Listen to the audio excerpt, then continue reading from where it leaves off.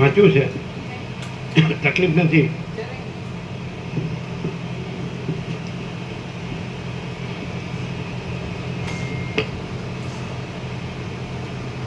સર્ગ 122મો. સમુદ્રમાં ચારે વિપશ્ચિત રાજાઓ પગથી ચાલ્યા. આ 122મા સર્ગમાં સમુદ્રના તરંગોમાં પગ વડે ચાલનાર વિપશ્ચિત રાજાઓનું સમુદ્રના આવર્ત અને મગરમચ્છ આદિનું વિદારણ કરી નીકળી જવા વિશે સારી રીતે વર્ણન આવશે. વસિષ્ઠ બોલ્યા, પછી તે વિપશ્ચિત રાજાઓએ પ્રાતઃકાળમાં ઉઠીને શાસ્ત્રાનુસાર પૃથ્વીની સારી રીતે વ્યવસ્થા કરી. હવે દિશાઓના અંત જોવાની અત્યંત ઉત્કંઠાને લીધે તેમના દેહમાં જાણે ગ્રહાદિકનો આવેશ આવી ગયો.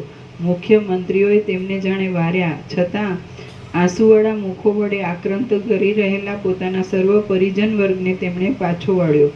તેઓ તો સ્નેહરહિતપણાથી અભિમાન, માત્સર્ય, લોભ, શત્રુઓથી પરાભવ થવાનો મોટો ભય અને સ્ત્રી, પુત્ર, ધન વગેરેની એષણા આદિને પણ છોડીને અમે સમુદ્રને પેલે પાર જઈ દિશાઓના અંત જોઈ પાછા ક્ષણ માત્રમાં ચાલ્યા આવીશું એમ કહેતા ત્યાંથી ચાલી નીકળ્યા.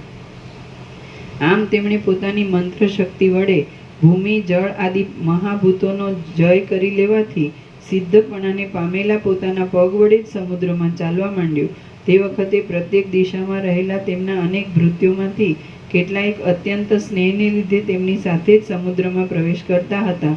આમ તે સેવકો યથાશક્તિ અનુગમન કરતા હતા અને એ વિપશ્ચિત રાજાઓ આ બધા જે દ્રશ્ય રૂપ વિદ્યા કીધી, આ બધું દ્રશ્ય છે પંચભૂત, અને એનો અંત દેખાતો નથી. અને તોય લાવ વધુ કવર કરું, લાવ વધુ કવર કરું, વધુ કવર કરું. તે આ બધા છે એના હાથમાં કેટલું આવે છે અને કેટલું જોઈએ છે, અને ખરેખર સત્ય શું છે, તત્વ શું છે, શું છે? હજી કવર કરો અને અને અને એમ કહો ચાલો તું છે કે એ બધું તારું છે, તો એટલે શું થાય? પેલો કે નહીં મારું આટલું, તો કે હા તારું આટલું, ચાલો. અને મારે આટલું હજી વધુ, તો હા લઈ લે તું, તો એટલે શું થાય?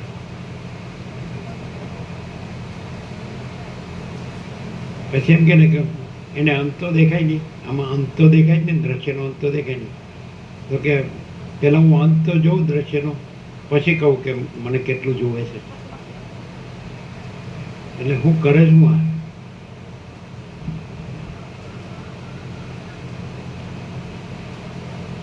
એટલે ખરેખર શું છે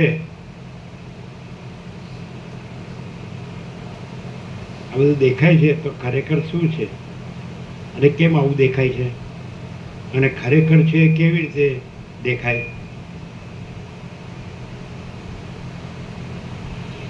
જો આ ક્યાં લઈ જાય છે? બધું દ્રશ્ય દેખાડે છે એટલે કે આ માયા છે, તેનો અંત ક્યાં સુધી છે, કેટલી છે, કેવડી છે, કેવી છે? તો આ બધા જે આ માયામાં જે બધા જન્મે છે, તો માયામાં જ શોધે છે ને, અને એમ માને છે ને કે માયામાં આપણે આ મેળવ્યું, આ મેળવ્યું, આ મેળવ્યું, આ આપણું, આ આપણું, આ આપણું. આમાં સાચું શું? અને હું આ અને મારું આ, તેમાં સાચું શું?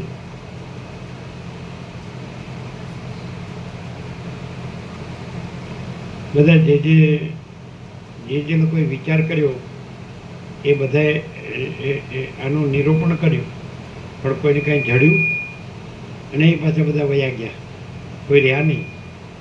તો સાચું શું? આ બધામાં સાચું શું? બધા એમ જ માને છે કે આપણે બધું છે, બધું જાણીએ છીએ ને આપણી પાસે બધું સુખનું. એ કેટલેથી બોલે છે? એની જ્ઞાનેન્દ્રિયો અને મન બુદ્ધિથી, એની ઇન્દ્રિયો અને મનથી જે અનુભવાય છે એ તો મર્યાદિત છે. ઇન્દ્રિયોનું મન તો એમાં કેટલું દેખાય? તો એમાં એ કહે છે કે આ મારો દેહ છે અને આ મારું સુખ છે, એટલે બધું છે. એટલે જે માપનું જે હોય, માપવાળું હોય, એ તો માપવાળું જ બધું લાગે, પણ પાછું એને એ દેખાય છે કે આ તો અમાપ છે. તે શું છે? જો દ્રશ્યની રીતે એ આમ આપણે જોતો હોય તો ગમે એટલું આગળ જાય, પેલો જેમ મૃગજળ છે તો ગમે એટલું આગળ જાય તો પાણીની ટીપોય ન મળે. પેલો વાહન રસ્તા ઉપર જતું હોય તો પાણી ભરાયેલું દેખાય ને, એટલે આગળ ને આગળ જ જાય, પાણી આગળ જ જાય, એટલે કાંઈ ન હોય, વરાળ જ હોય, એટલે ટીપોય ન મળે. તો જો દ્રશ્ય આમાં દ્રશ્ય રૂપે જો ગણે તોય કાંઈ નથી મળતું. ત્યારે શું છે શું?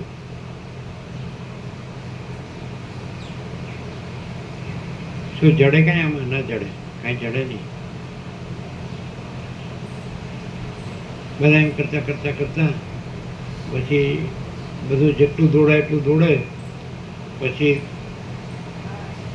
થાકે, કંટાળે, હેઠા પડે, અને પછી કે હવે ભગવાન લઈ જાય તો હાલ. અને જે પોતાનું માન્યું હોય એ પાછું જતું રહે, એ રહે નહીં. મારું તો આ જ છે, બસ મારું તો આ જ ભગવાન. ત્યાં તો ભગવાન જતા રહ્યા હોય. પછી જે મળ્યું હોય તો જ્યાં સુધી ન મળ્યું હોય ત્યાં સુધી કે નહીં આ લેવું જ છે, અને મળ્યા પછી કે આ તો કાંઈ નથી, પાછું એ નહીં થાય. પછી એનો એ તો પડ્યું રહે, પછી એનો ઉપયોગ ન હોય, કારણ કે વસ્તુ જ ન હોય ને. તો સાચું શું? આ જે બધું દેખાય છે બધાને, જે જણાય છે, જે અનુભવાય છે, જે બધા જાણે છે અને જે બધા કરે છે, અને એમ લાગે છે કે હું કરું છું, થાય છે, તેમાં સાચું શું? ખરેખર એ કાંઈ છે? અને જો તો પછી ખરેખર શું છે? એટલે એણે કંઈક આવું બધું વાંચ્યું હોય, સાંભળ્યું હોય, એટલે પાછું મગજ એ રીતે કામ કરે થોડું, કે ના ના તો આમ છે ને તેમ છે ને તેમ છે ને આમ છે. પણ ખરેખર શું છે? શું છે? એ તો શબ્દ તમે બધા વાંચ્યા હોય, સાંભળ્યા હોય એટલે બોલો.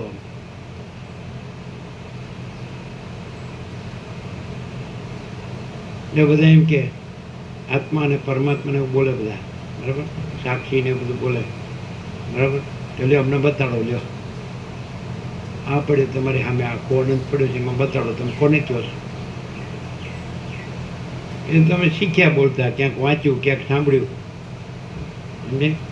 અને તમે મૂર્ખ હોય એટલે કોકને માની લ્યો, અને પછી એમાં ફસાઈ જાઓ ને ફંટાઈ જાઓ. પછી એ જ પછી આ જ અમારા ભગવાન.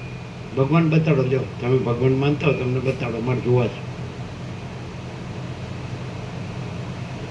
ના ના, હું જેને માનું છું તો એ ભગવાન, ત્યાં તો એ જતા રહ્યા હોય ભગવાન તો પાછા. એ કે ભગવાન રહેતા તો નથી, મરી જાય ભગવાન. તો સાચું શું? What is truth? સત્ય શું? તત્વ શું? ઠંઠણ ગોપાલ. કોઈ એમ કે હું આ જ માનું, પણ બતાડ તો કરો એમાં શું છે. તો લ્યો અમે પકડીએ તો કે બતાડ્યા કયું નથી, તો રાખ તારી પાસે.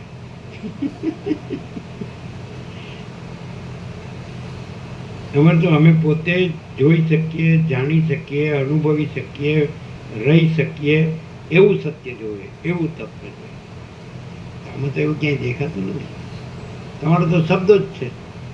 પછી બીજું, તમે શબ્દો બોલો છો તો એ શબ્દો તો કાંઈ હોતા નથી, તો કાંઈ હોતું નથી, અને તમે તો બીજું જ કરતા હો છો. મારું આ છે ને મારું આ છે ને મારું આ છે, હું આ જાણું છું ને આ જાણું, હું આ કરું છું ને આ કરું છું, મારે આમ છે ને મારે આમ શું છે. પણ એ તો તું જન્મેલો તોય આ બધું હતું, અને તું મરી ગયો તોય આ બધું છે. તો તું તો એમાં તું તો કાંઈ છે જ નહીં, તારા વગર આ બધું છે. હવે આ બધું દેખાય છે, એમાં સાચું શું? What is truth? ત્યારે તમે પહેલો માણસ હતો તો આપણે બાળપણમાં ભણવા હોય કે પહેલાં ઘર નહોતું, ખેતી નહોતી, પૈસો નહોતો, વ્યવહાર નહોતો, ક્યાં હતું, લગ્ન સંસ્થા નહોતી. આ તો પાછળથી માણસે બધું ઉપજાવ્યું, માણસે ઉપજાવ્યું. એ કાંઈ પ્રમાણ થોડું છે. માણસ નહોતો તોય બધું હતું, પણ એ બધું છે એમાંય માણસને શું દેખાય છે? કંઈ જડતું તો નથી. એને એમ થાય આમ આ લઈ લઉં, આ મારું કરી લઉં, આમાં પહેલાં સરકારે ક્યાં હતી, કાયદાઓ ક્યાં હતા, આ બધું પહેલાં હતું. ભણવામાં આવે તો પેલો જંગલી જેવો હતો ને. અત્યારે પણ અમુક પ્રજા છે જંગલી પ્રજા, કે જે લોકો જગત જોયું નથી એવી પ્રજાઓ છે કે નહીં. લેંગ્વેજ એ ક્યાં હતી. અને તો ગમે એટલું એ માણસ બનાવે ઉપજાવે તો પણ એનું કૃત્રિમ છે, બનાવટી છે, એમાં કાંઈ મળતું નથી. અને કદાચ એ આમાં એક એવી કલ્પના કરે કે આ મારી કલ્પના છે એ મોટું છે સૌથી, પણ એ તો કલ્પના છે. મારી એક આ કલ્પના છે. પછી એક શબ્દ બનાવ્યો, કલ્પિત શબ્દ બનાવ્યો, બ્રહ્મ કે આત્મા કે પરમાત્મા, ગમે તો એ તો કલ્પના છે. લાવ બતાડો.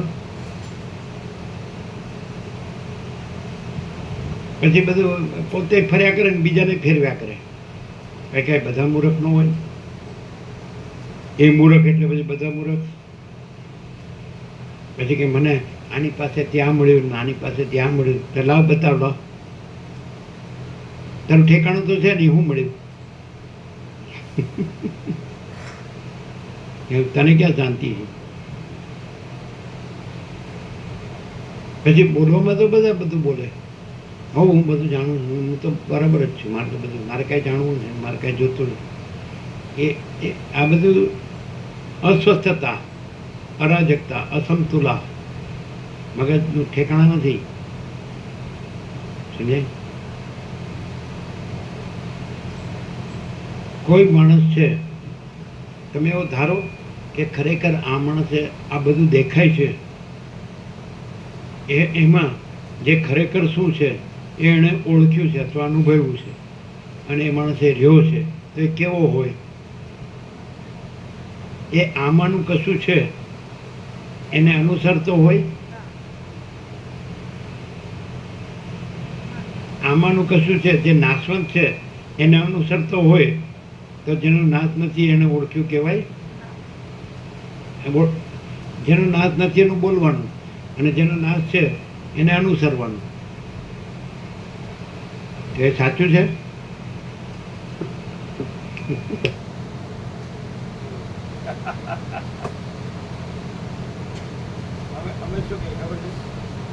કોઈ એમ કે હું જે માનું છું એ જ સર્વશ્રેષ્ઠ છે, એ જ બધું છે, એ જ ભગવાન છે, બરાબર? એમ કે ને તો આપણે એમ કહેવાનું કે તમે જે આખું વર્લ્ડ વાઇડ જેને કહે ને વ્યાપી સર્વ, તો એમાં સંદેશો આપી દો કે બીજું કોઈ કાંઈ નહીં માનવાનું, આ હું માનું છું એ જ માનવાનું. એટલે માનશે ને બધા. એ શું બતાવે છે? કે તું મૂર્ખો છે, તે આટલું જ છે, આટલું જ છે. જો દ્રશ્ય રૂપે જુઓ તો પણ અનંત છે, પણ એમાં કાંઈ જડતું નથી. આ આકાશ છે, આ વાયુ છે, આ તેજ છે, આ જળ છે, આ પૃથ્વી છે, બીજું કાંઈ નથી. તો એમાં કાંઈ જડતું નથી. એ જુઓ તો એ તમે જોતા હોય ત્યાં બદલાઈ ગયું હોય, તમે જોતા હોય ત્યાં બદલાઈ ગયું હોય, તમે જોતા હોય ત્યાં બદલાઈ ગયું હોય, એ ન રહ્યું હોય, એ જતું રહ્યું હોય, તો એમાં કાંઈ જડતું નથી. તમે પકડવા રહ્યો કે ના ના આ તો મારું જ છે, ત્યારે તું જ વયો ગયો હોય. તું એમ કે તે પકડ્યું છે ખરું. આપણે એમ કે આ માણસ છે તો એની પાસે કરોડો છે, આ માણસ પાસે કરોડો છે. પછી બીજે દિવસે પૂછે આ માણસ પાસે કરોડો છે, પણ એ માણસ તો વયો ગયો, તો એની પાસે કરોડો છે કેવી રીતે કહેવાય? એટલે એનો ભાર ઉપાડીને ફરે છે. કોઈ પણ માણસ કોમન સેન્સ હોય, ભલે તત્વજ્ઞાન ન હોય કાંઈ વાંધો નહીં, પણ કોઈ પણ માણસ કોમન સેન્સ હોય તો એને ખબર છે કે હું આવ્યો ત્યારે એકલો આવ્યો હતો, જાઉં ત્યારે એકલો જાઉં. મારી સાથે કોઈ નહોતું અને મારી સાથે કોઈ નહીં હોય. હું આવ્યો ત્યારે ખાલી હાથે આવ્યો હતો ને ખાલી હાથે જાઉં. હું આવ્યો ત્યારે નાગડો પકડો આવ્યો હતો ને નાગડો પકડો જાઉં. પછી અહીંયા ડંફાસો મારે છે કઈ ક્યાંથી લાવ્યો? એના બાપનું છે.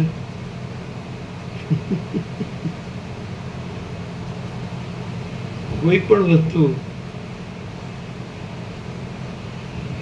સાથે રહેતી હોય એવી બતાવો. તો ના ના અમે તો સાથે જ છીએ. શું સાથે? સાથે એટલે રોતાય નથી આવડતું પાછું. સમજાય? એને ખબર જ ન પડે મારે હસવું કે રોવું. ઘડીકમાં જોઈએ તો હરક બદુડો થઈ જાય, ઘડીકમાં જોઈએ તો હેઠો પડી જાય, ઊંધો પડી જાય કે આનું મગજ હવે ગયું. આ બધી સ્થિતિઓ, અવસ્થાઓ જોઈને એમ થાય કે આ મૂર્ખો છે, ખાલી ડંફાસ મારે કે નહીં. હવે કુવામાંનો દેડકો એમ કે આજ મારો મહાસાગર છે એટલે માની લેવાનું. એવું છે આ બધું. એટલે આ વિપસ્સીનું દઢતા સામીને દ્રશ્યરૂપ અવિદ્યાનો અંત જોવા નીકળ્યા. એટલે કાંઈ જન્મોના જન્મો વયા ગયા ને કાંઈ મળ્યું નહીં. સમજે?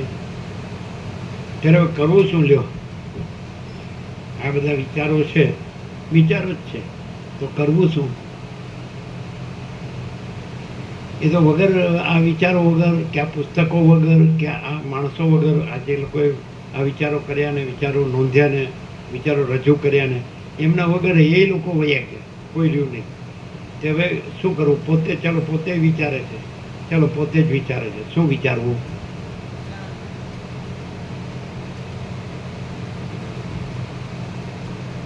અને બીજું વિચાર તો આ આવ્યો ને આ ગયો,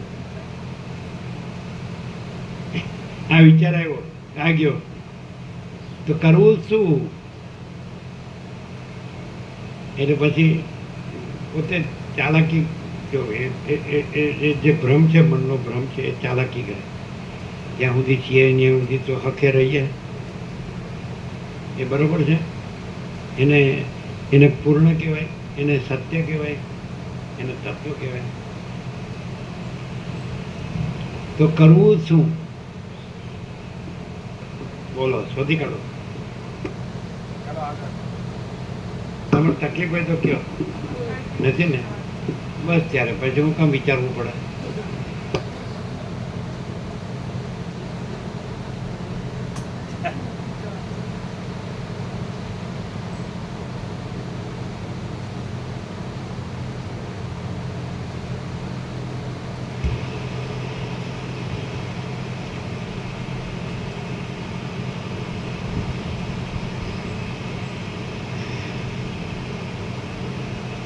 આમ તે માણસ એમ કે મેં યોગાસિદ્ધ છે એ મેં સાંભળ્યું વ્યવસ્થિત, એટલે એમ કે આ બધું દેખાય છે તો એમાં તત્વ છે એ દેખાડ્યું છે, એમ કે ચિદાકાશ છે ને.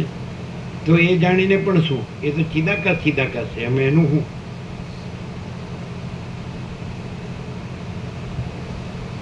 સમજાય છે કે નહીં? કોઈ કે યોગાસિત છે એમાં આ બધું આપણને દ્રશ્ય દેખાય છે, એ કાંઈ નથી, ખાલી દેખાય જ છે. એ તો દેખાવ છે, પણ એ દેખાવ છે કોનો આભાસ છે? તો કે ચિદાકાશ છે, અને એનો એક આભાસ માત્ર જ છે. એટલે આપણા ભાસમાં બધું માનીએ છીએ, શોધીએ છીએ ને માનીએ છીએ, એટલે કાંઈ મળતું નથી, કારણ કે ભાસ માત્ર છે. અને જે ચિદાકાશ છે તો એ જ છે, પોતામાં પોતે જ છે, એમાં બીજું કાંઈ નથી. અને આ ભાસ એમાં કાંઈ છે જ નહીં, થતો જ નથી. તો કદાચ આટલે સુધી માણસ છે એની બુદ્ધિથી આટલે સુધી જાણી શકે. પછી ચલો આગળ બોલો. તમે જાણ્યું કે આ બધું ચિદાકાશ છે, ચૈતન્ય આકાશ, અને આ બધું છે તો એનું ભાસ માત્ર છે. આ દ્રશ્ય છે એનો ભાસ માત્ર છે, એ કાંઈ નથી, ભાસ કાંઈ નથી. બરાબર છે? હવે પછી એમાં તમે ભાસમાં રહ્યા કે ચિદાકાશમાં?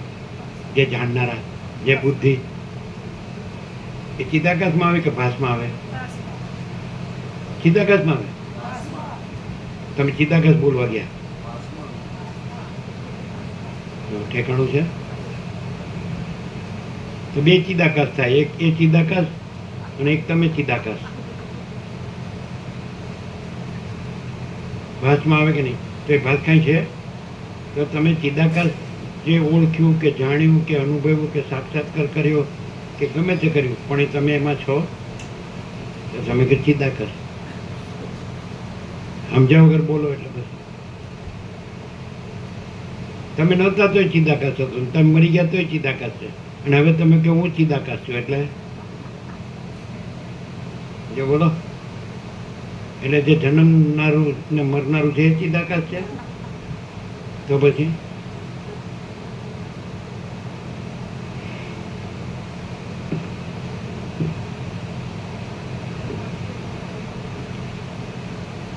આ દ્રશ્યમાં આ હું છું એ પણ દ્રશ્યમાં છે કે ચિદાકાશમાં છે? તો ચિદાકાશમાં દ્રશ્ય છે, તો ચિદાકાશમાં હું છે. આ જેને તમે જગત કહો છો, આ દ્રશ્ય કે આકાશથી પૃથ્વી બધું પંચભૂત કે દ્રશ્ય પ્રપંચ કે બધું, તો ચિદાકાશમાં આ બધું છે, અને આ બધામાં ચિદાકાશ છે. તો શું કહે આમ કરો?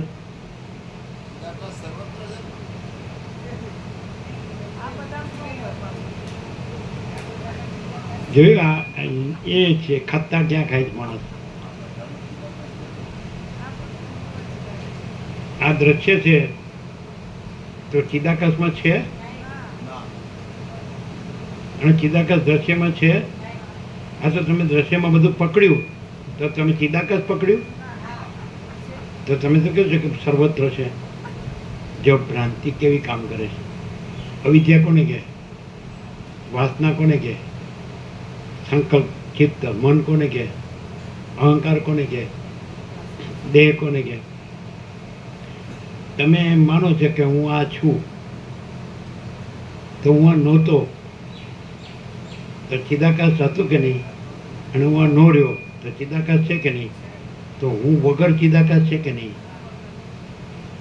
તો એક તો હું નથી અને દ્રશ્ય નથી. એ હું અને દ્રશ્ય જે નથી એને ચિદાકાશ કહું કે સર્વત્ર છે. ગમે એટલું યોગાસીટ સાંભળો તો પણ ના મેળ ખાય. આપણે યોગાસીટની જરૂર નથી. એ કેમ હશે? એ શું હશે? હારી ગયા. બીજું હું આપણે હારી ગયા તો શું હશે? આપણે કશી જરૂર નથી, કાંઈ જોતું નથી. પહેલેથી નેટ ધરમૂળ. કોઈ એમ કે આને કાંઈ જોતું હતું તો એ સિદ્ધ ન કરી શકે, એ મૂર્ખો કહેવાય. કારણ કે એને બધું જોતું હોય એટલે આને જોતું હોય એવું એ ન કહી શકે. અને પહેલેથી કાંઈ જોતું નથી. એ તો હકીકત છે ને. ક્યાં છે? ક્યાં કાંઈ કર્યું? ઉપરથી એમ કીધું કે આ તો કાંઈ નથી પહેલેથી. તો આ કોઈ મરી જવાનું થયું હોય તો એને એમ થાય છે કે આ કાંઈ નથી. પણ એ બધો દેખાડો કેવો કેવો કરે, ક્યાંય પહોંચી ગયો હોય. સમજાય? એટલે એવું બધું છે.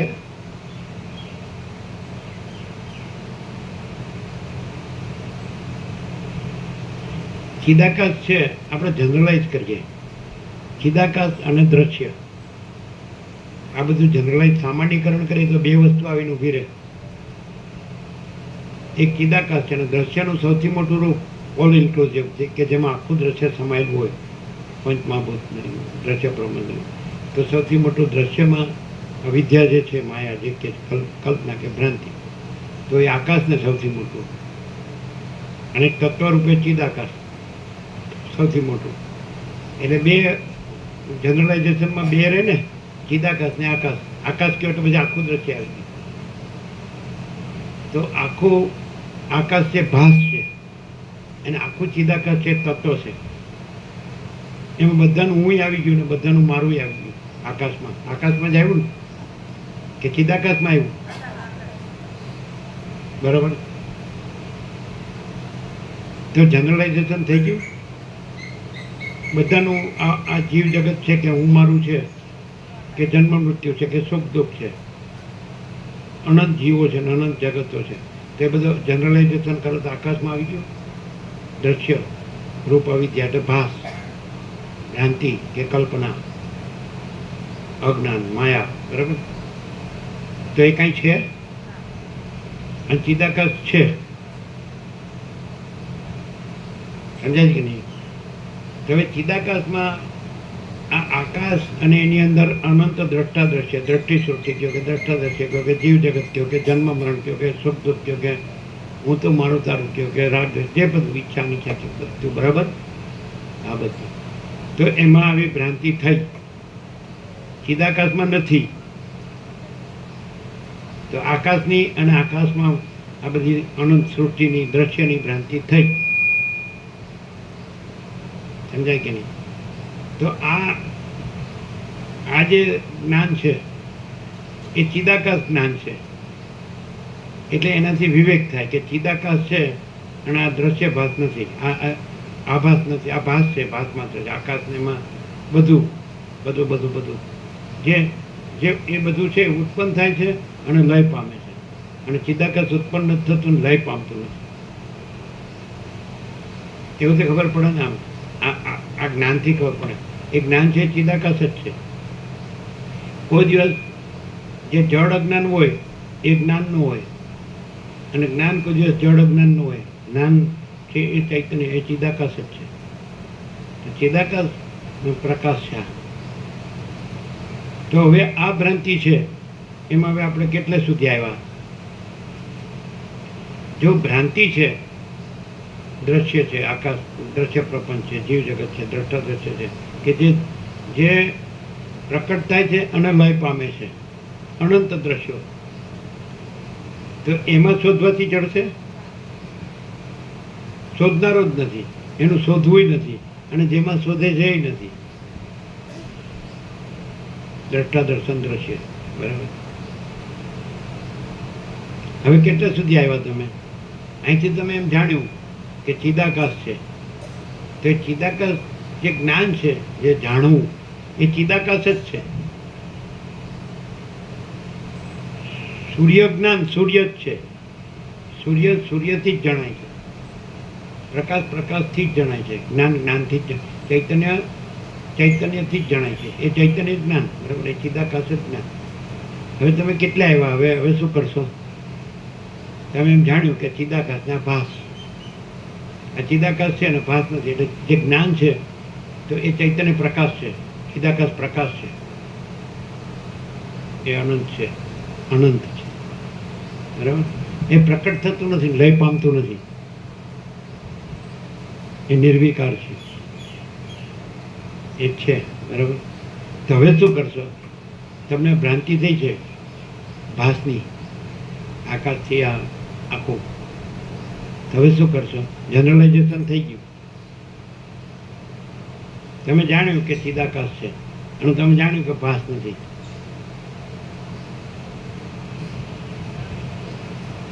અને ચિદાકાશ છે ઇન્દ્રિયોનો વિષય નથી. ઇન્દ્રિયોથી ભાસ જ દેખાય, ચિદાકાશ ન દેખાય.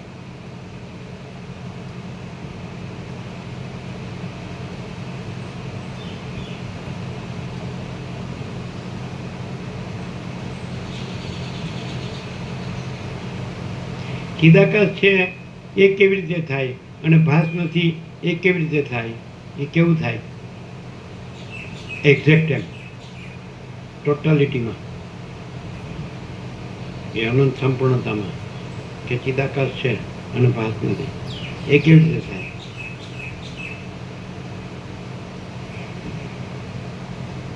પ્રકાશ પ્રકાશ ન હોય તો ભાસ દેખાય નહીં,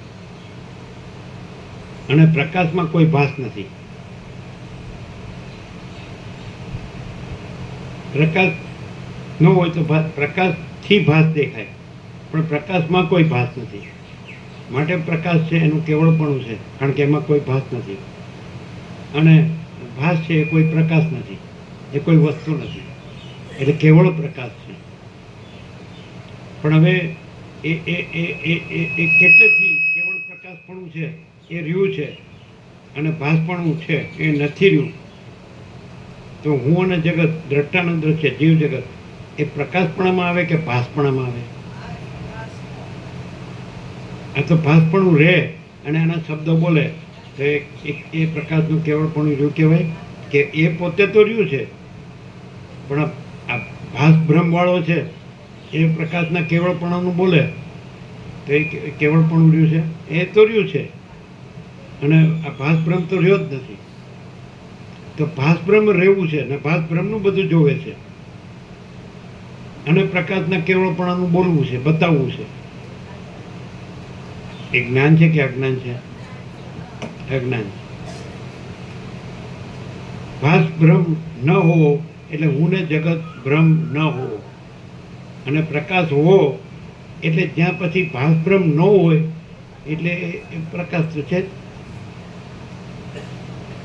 એ પ્રકાશ અનંત છે, અને એ પ્રકાશ અનંત પ્રકાશ છે, એ જ અનંત આનંદ છે ને એ જ અનંત શાંતિ છે. પણ ક્યાં?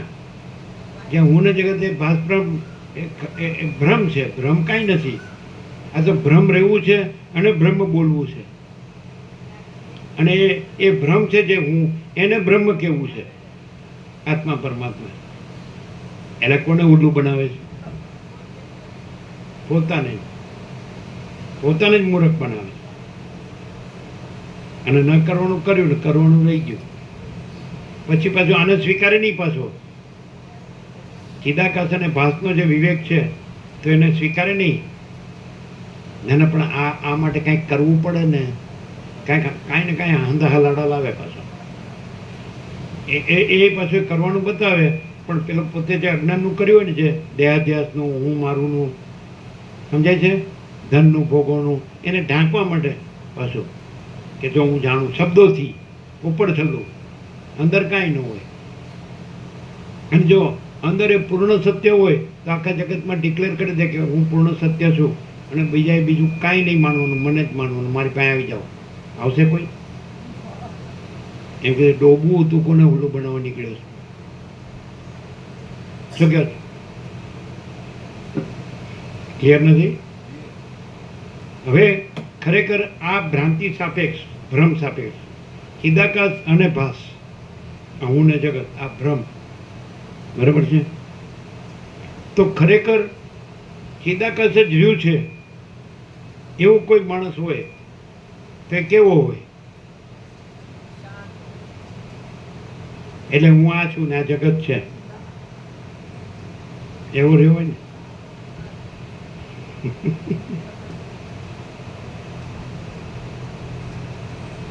તો દેખાતો તો હોય માણસ, તો હું વગર તો માણસ કેવી રીતે દેખાય? અને બધાને જગત દેખાતું તો એની આંખો હોય ને એની મન બુદ્ધિ હોય તો એને જગત દેખાતું હોય. દેખાવું, સમજે છે કે નહીં? એ જુદી વસ્તુ છે. પણ દેખાવું છતાં એ કાંઈ ન હોવું એ જુદી વસ્તુ છે. દેખાવું એ સત્ય નથી. ચિદાકાશ હોવું એ સત્ય વસ્તુ છે. અને ચિદાકાશ હોવુંમાં ભાસ દેખાવું ભલે, પણ ભાસ કાંઈ ન હોવું એ સત્ય છે. કઈ ખબર પડે કે ચિદાકાશનું કેવળ ચિદાકાશ, એનું કેવળપણું અને એનું હોવું, અને ભાસ ભ્રમ જે કે હું ને જગત, એ દેખાવું પણ કાંઈ ન હોવું એવી રીતે દેખાવું. તો એ બે સત્ય છે. વિધિમુખ વાક્ય અને નિષેધમુખ વાક્ય. તો કોઈ પણ જે હોવું એનું બોલે અને દેખાવું એને ગણે, અને એમાં ઊંધો વળી જાય, એમાં દોડાદોડી કરે, તો એને કહેવાય એ સાચું કહેવાય. અને પાછું જે ખરેખર જે હોવું છે ચિદાકાશ, એ કેવળ, એનું કેવળપણું, અને દેખાવું એ કાંઈ ન હોય એવી રીતે હોય તો એને ન ગણે પાછો. અને જ્યાં દેખાવું હોય એમાં ઘૂસી જાય, ફંટાઈ જાય, ફસાઈ જાય, અને પછી એ બસ અમારે આવું જ છે. ચલો અહીંયા આપણે આ કેમ્પ આપણે રાખ્યો. આમ તો વર્ષોથી છે, 43માં રાઉન્ડ છે, પણ ચિદાકાશ જે એનું કેવળપણું છે, અનંત અને શુદ્ધ, અને એનું હોવું છે, એ જ પ્રકાશ અહીં છે કે નહીં? અને જો આ બધું દેખાય છે પણ એનું કાંઈ હોવું છે? આ હો કે ન હો તો એનું હોવું ન કહેવાય. દેખાવું એનું હોવું ન કહેવાય. એટલે કે આમાં બધું નથી, અરે તારી ભ્રાંતિ છે એટલે તને તું કહે છે કે આ બધું નથી. કારણ કે તું આ દેખાવું છે એ કાંઈ નથી, એવો જે રહ્યો નથી. તો કે પણ મને અનુભવ આવવું જોઈએ ને. અને પણ જે કાંઈ નથી એને બધું માન્યું છે, તો પછી જે બધું જ છે એ ક્યાંથી દેખાય? અને બધું છે તો બધું છે જ પોતામાં, અને કાંઈ નથી તો કાંઈ છે જ નહીં પોતામાં. ચિદાકાશ જે કેવળપણું છે, હોવું છે, એમાં કાંઈ નથી તો કાંઈ નથી છે જ. અને આ વિપરીત ભ્રાંતિ છે. તો બે વસ્તુ ક્યાંથી થાય? જે દેખાવું છે એટલે કાંઈ નથી, ખાલી દેખાવું છે. દ્રશ્ય રૂપ અવિદ્યા, ભ્રાંતિ, અજ્ઞાન. તો એનું આ બધું હું, આ મારું, એ જે અસત છે એને સત માનવું. પછી કે સત મને અનુભવાતું નથી એટલે હું કેવી રીતે માનું? સત તો સત જ છે અને અસત તો છે જ નહીં. અને સત સત લાગે અને અસત અસત લાગે તો પ્રશ્ન ન રહે કે સત અનુભવાતું નથી. કારણ છેનો અનુભવ છે એ જ એનો અનુભવ છે, બીજો અનુભવ નથી. સૂર્યનો અનુભવ તો સૂર્ય છે એ જ એનો અનુભવ છે. સમજે? ત્યારે ચિદાકાશ તો ચૈતન્ય આકાશ છે એ જ એનો અનુભવ, એનો અનુભવ થતો નથી. પણ એ સત લાગે અને અસત અસત લાગે. અસત સત લાગતું હોય તો સત કેવી રીતે સત લાગે? અને સત જેને લાગે તે સત જ રહે, અસત ન રહે.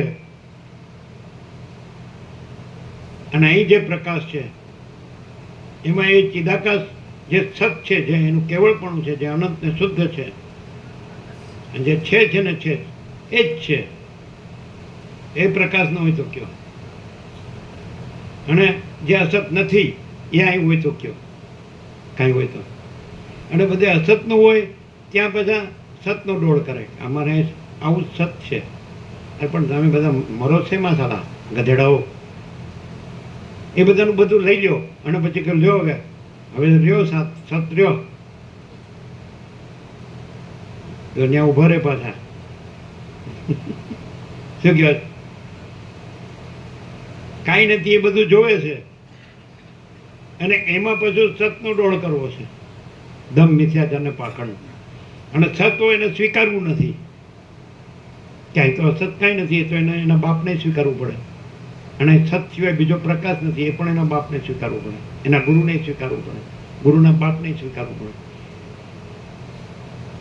અને બીજા જે ગુરુ હોય કે બધા હોય કે શાસ્ત્ર હોય તો એ અસતમાં હોય, ફરવાનું ફેરવવાનું. અને આમાં ફરવા ફેરવાનું છે જ નહીં. નિરંજન નિરાકાર નિર્વિકાર. પણ તો કે અનુભવ આવવું જોઈએ ને.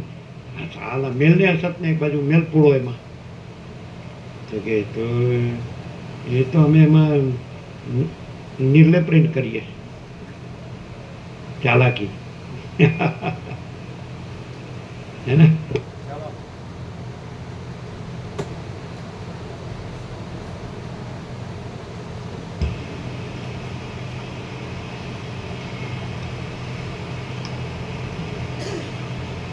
આમ તે સેવકો યથાશક્તિ અનુગમન કરતા હતા અને એ વિપશ્ચિત રાજાઓ પગપાળા જ સમુદ્રના જળમાં ચાલતા હતા. જાણે જમીન ઉપર પગ રાખ્યા હોય તેમ જળના તરંગોના સમૂહ પર પોતાના પગ રાખીને તે ચારેય વિપશ્ચિત રાજાઓ પોતે એકલા જ કેળીબહુ જ્યારે તત્વની વાત કરે ત્યારે સમજી લેવાનું કે એનું તત્વ સર્વત્ર છે.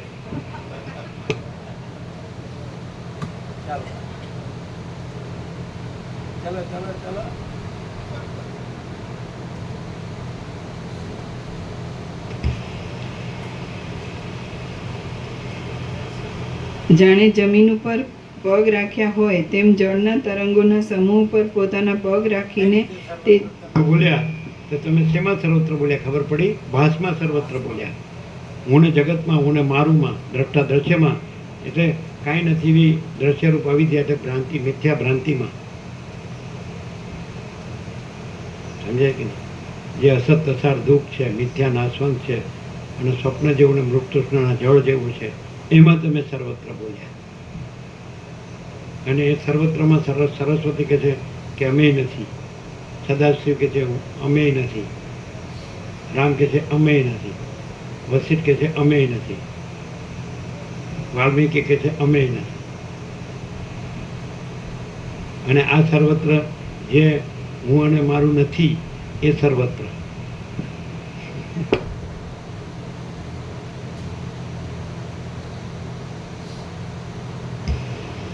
એવું થાય છે કે અહીંયા જે પ્રકાશ જે છે નેટ કેવળ, તો એ અડતો નથી. એનું કારણ શું?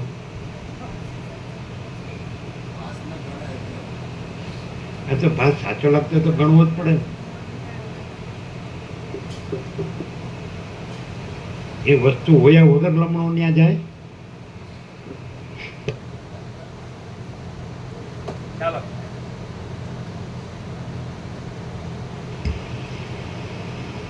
જાણે જમીન ઉપર પગ રાખ્યા હોય તેમ જળના તરંગોના સમૂહ પર પોતાના પગ રાખીને તે ચારેય વિપશ્ચિત રાજાઓ પોતે એકલા જ સમુદ્રને તરી જવાનો ઉદ્યોગ કરવા લાગ્યા અને પોતાની સેનાથી અત્યંત વેગળા પડી ગયા.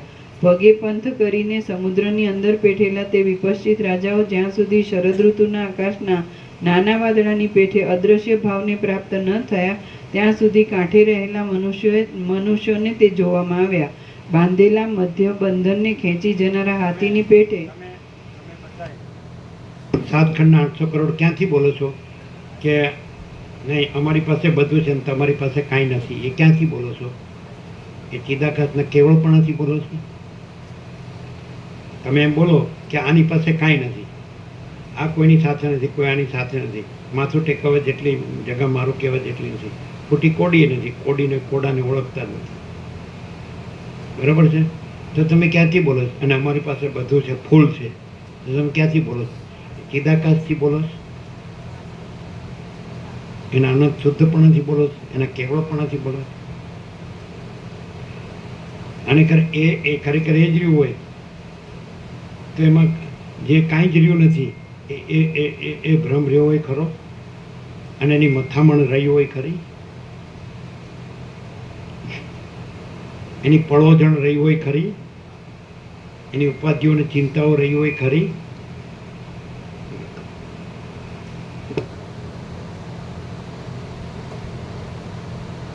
કેવી રીતે એને ડિસ્ટિંગ્વિશ કેવી રીતે કરી શકો કે આ છે, સત છે, આ ચિદાકાશ, અનંત શુદ્ધ અને કેવળપણું, અને આ ભાસ ભ્રમ છે અને કાંઈ નથી? એને ડિસ્ટિંગ્વિશ કેવી રીતે કરી શકો? કારણ કે સાચું લાગતું હોય એને ખોટું કહેવાય નહીં, અને જે દેખાતું ન હોય એને સાચું કહેવાય નહીં, અનુભવાતું ન હોય ને. કારણ કે ઇન્દ્રિયો મનથી બુદ્ધિથી એ દેખાતું નથી અને અનુભવાતું નથી. અને આ બધું ઇન્દ્રિયો મન બુદ્ધિથી દેખાય, અનુભવાય, સાચું લાગે.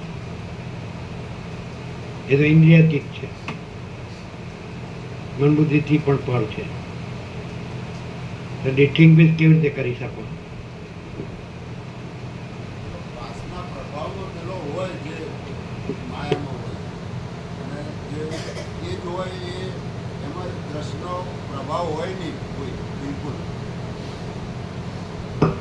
તો ભાસના પ્રભાવ વાળો હોય ભ્રમ, આ હું ને જગત ને હું ને મારું, જે કાંઈ, જે ધન ને ભોગો કે જે કાંઈ, તો એને શું કરવું?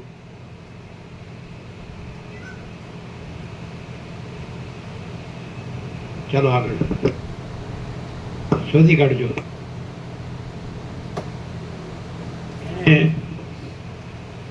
જે ચિદાકાશનું કેવળપણું છે, આનંદ શુદ્ધ સત, અને જેમાં અસત કાંઈ નથી, આભાસનો ભ્રમ, હું ને જગત કે હું ને મારું, આ જીવ જગત, દ્રષ્ટા દ્રશ્ય કે આ ધન ને ભોગો કશું જ નથી, તો એને ન ગણવું એ રસ્તો.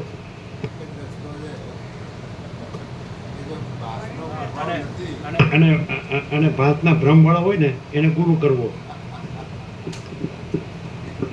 સમજાય? અને જ્યાં ભાસનો ભ્રમ કાંઈ ન હોય ને અને કેવળપણું પ્રકાશતું હોય ને એને ન ગણવો કે આ તો મને નથી અનુભવાતું. અને આ તો આ બૈરા છોકરાવાળો ગુરુ તો મને અનુભવાય છે, એટલે મારું પોસાય બૈરા છોકરાવાળું, એમ કે એવું થઈને ગુરુ થઈ શકાય, ભગવાન થઈ શકાય એમ, બોલીને, ખાલી બોલીને, ખાલી થોડું વેશવિધિથી, બાહ્યાડંબરથી.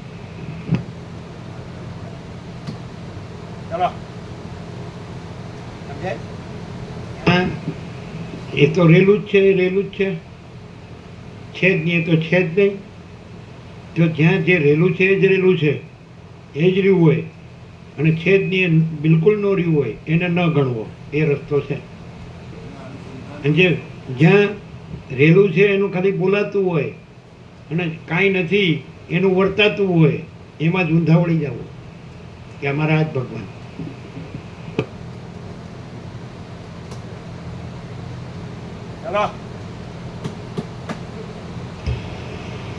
એકદમ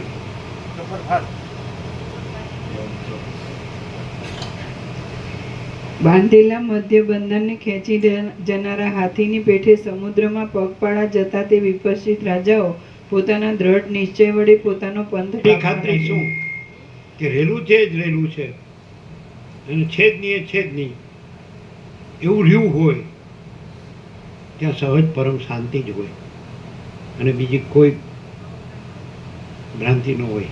કાંઈ નથી રહેલું એની કોઈ ભ્રાંતિ ન હોય, અને એના કોઈ પ્રવૃત્તિ પ્રપંચ ઉપાધિ ન હોય, એની કોઈ ગઢભાંગ ન હોય, અને બધું જ હોય અને પછી એનું બોલીએ એટલે શાંતિ ન થાય. અશાંતિમાં કોઈ દિવસ શાંતિ ન થાય, અને પરમ શાંતિમાં કોઈ દિવસ અશાંતિનું કાંઈ ન થાય. સમજે? અશાંતિમાં શાંતિ કહે તો મૂર્ખ કહેવાય. અમારે શાંતિ જ છે. હા,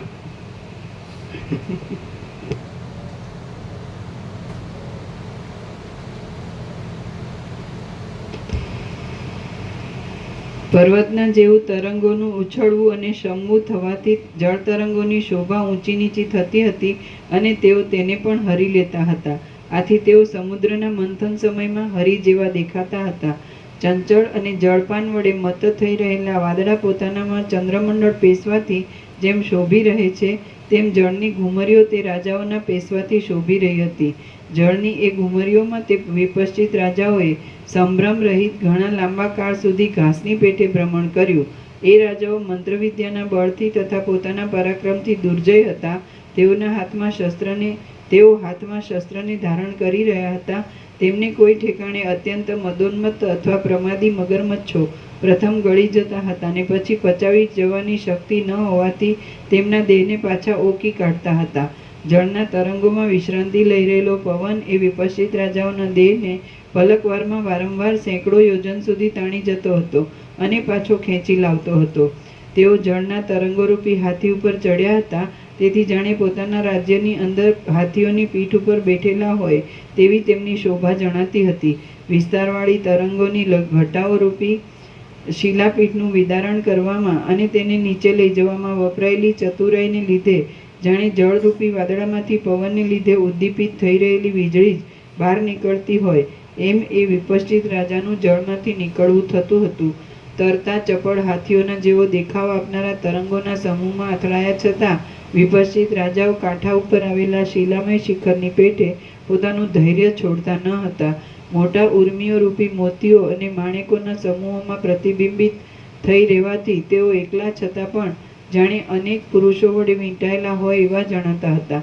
એ વિપશ્ચિત રાજાઓ ધોળા પીરના પિંડો વિશે શરીરને હળવું કરીને બેઠા હતા, તેથી તેઓ ધોળા કમળ ઉપર બેઠેલા રાજહંસના જેવી શોભા ધારણ કરી રહ્યા હતા.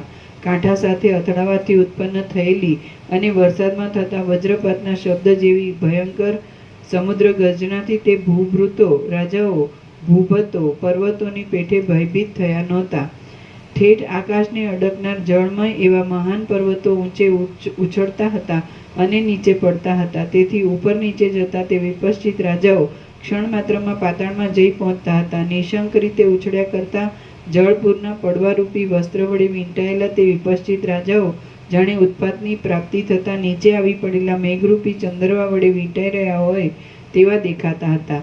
જાણે માણેક અને મોતીઓનો વરસાદ થયો હોય તેમ ચોતરફ પથરાઈ રહેલા અનેક માણેકના તથા મોતીઓના સમૂહોથી અને વચમાં જળમય વૃક્ષ તથા લતાના જેવો દેખાવ આપતા તરંગોના પુષ્પો જેવા બિંદુઓથી તેઓ પોતાના શરીરને કાંતિમાન કરી રહ્યા હતા.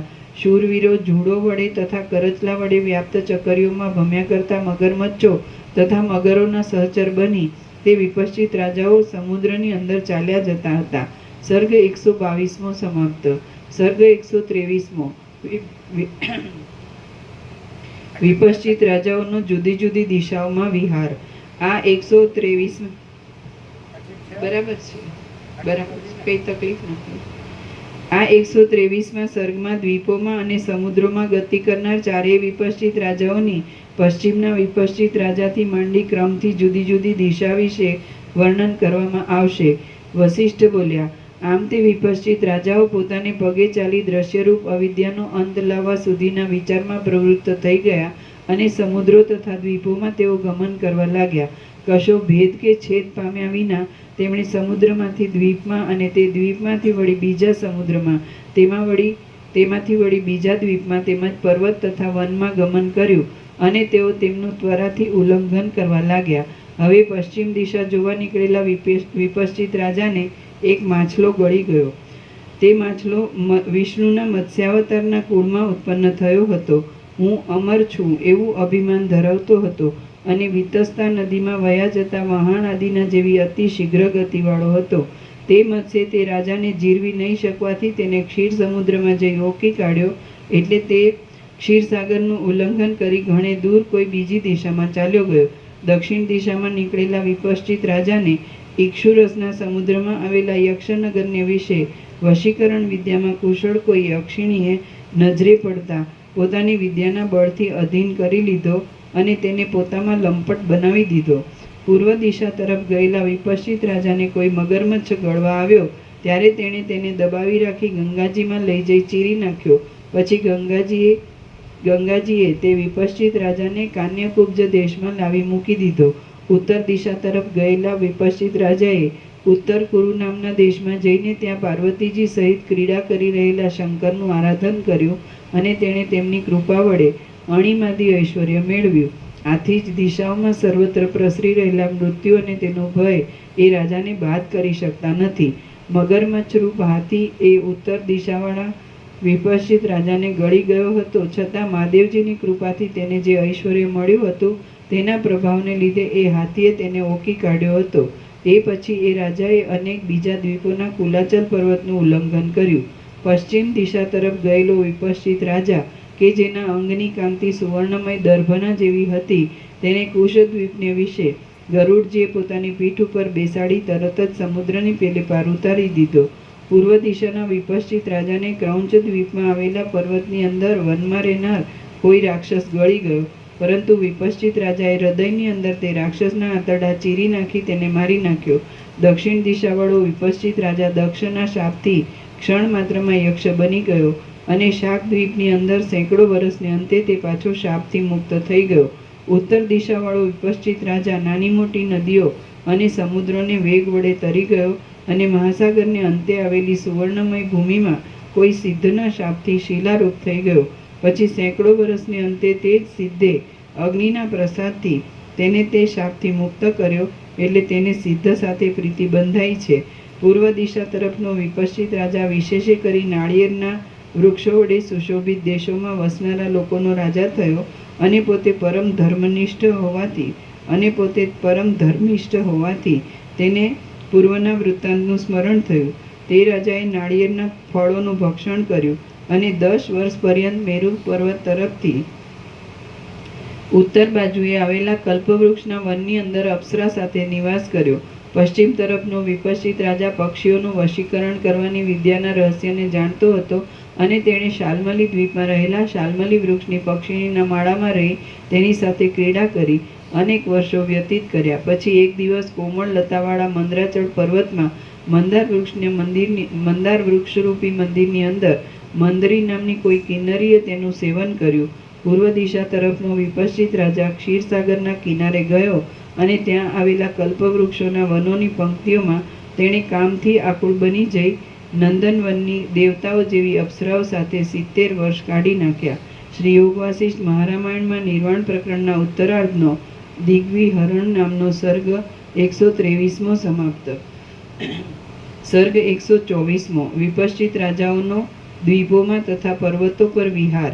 આ 124મા સર્ગમાં વિપશ્ચિત રાજાઓનું મૂળ સ્વરૂપ એક છતાં તેના 4 દેહ વડે વ્યવહાર વિશે અને દ્વીપોમાં તથા અનેક પર્વતોમાં વિહાર વિશે વર્ણન કરવામાં આવશે. રામ બોલ્યા, હે મહારાજ, સર્વ વિપશ્ચિત રાજાઓ એક ચિન્મય જ હતા.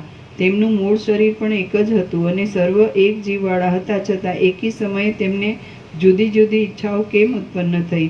વશિષ્ઠ બોલ્યા, સર્વત્ર ભરપૂર એવું ચિદાકાશ એક છે. નાના પ્રકારના આકારે થયું નથી, છતાં તે સર્વની અંદર વ્યાપ્ત થઈ રહેલું છે. જીવાત્મા સુષુપ્તિ અવસ્થાને પ્રાપ્ત થતાં જેમ અનેક આકારે થઈ રહે છે, તેમ તે ચિદાકાશ પણ જાણે અનેક આકારે થઈ રહેલું હોય એમ જણાય છે. એ ચિદાકાશ પોતે સ્વચ્છ છે, તેથી પોતાની અંદર પોતાના સ્વરૂપને જ તે જાણે અનેક આકારે થઈ રહેલું હોય તેમ પ્રતિબિંબિત થઈ રહેલું દેખે છે. એ સ્વચ્છ ચિદાકાશ જગતના આકારે પ્રતીત થાય છે. તેમાં અરીસાના જેવી તેની નિર્મળ સ્વચ્છતા જ કારણરૂપ છે. જેમ એક જ લોહ વડે મઢેલા અરીસાઓ એકરૂપ છતાં એકબીજામાં પ્રતિબિંબિત થઈ જાય છે, તેમ આ સર્વ પદાર્થો વસ્તુતઃ એક ચિદ્રૂપ જ છતાં પરસ્પર પ્રતિબિંબિત થઈ રહેલા દેખાય છે. આથી જ જે ભોગ્ય વસ્તુ તેની પાસે આવે છે તે તેના ભોગને માટે કલ્પાય છે, કેમ કે માયાના સંપર્કથી અચિંત્ય શક્તિપણાને લીધે તેનો સહજ સ્વભાવ જ તેવો છે. આમ આ ચિદાકાશ અનેક રૂપે નહીં થઈ ગયા છતાં અનેક રૂપે દેખાય છે. બાકી વસ્તુતઃ તેમાં અનેકતા કે એકતા કશું પણ નથી.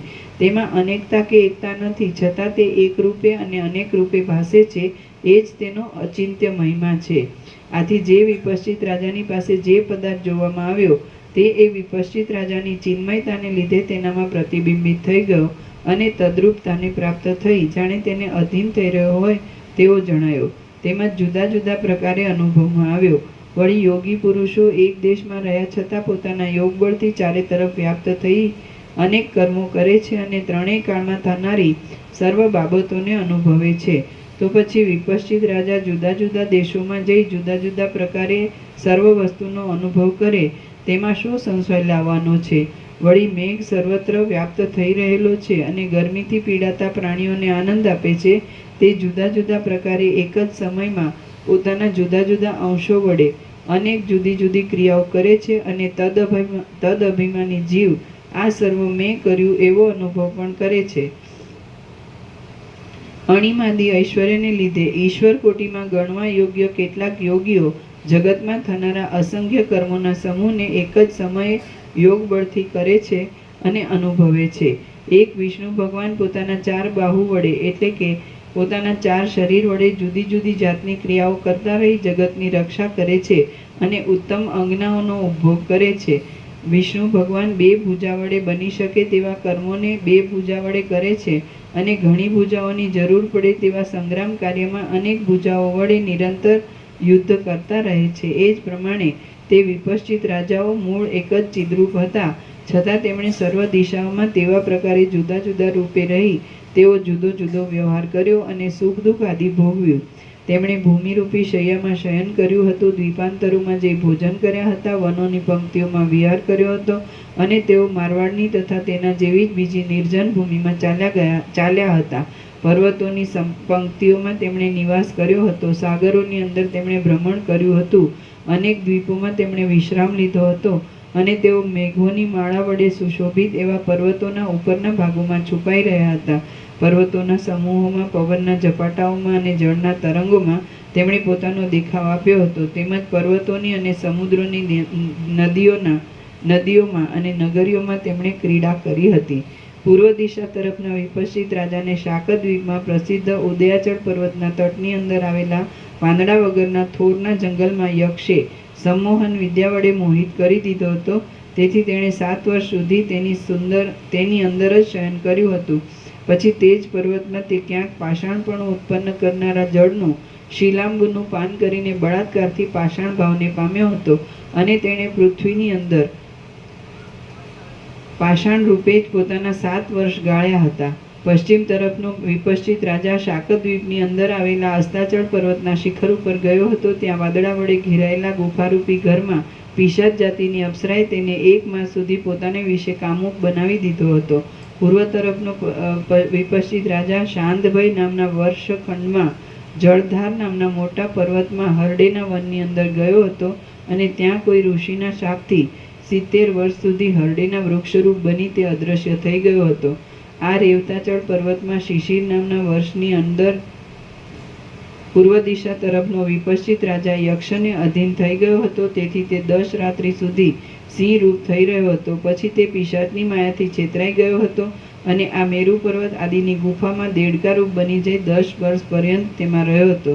ઉત્તર દિશા તરફનો વિપશ્ચિત રાજા શાકદ્વીપની અંદર નીલગિરી પર્વતના તટ ઉપર આવેલા કૌમાર વર્ષ ખંડમાં ગયો હતો અને ત્યાં અંધકૂપમાં અંધારા કૂવામાં સેંકડો વર્ષ પર્યંત અંધપણી રહ્યો હતો.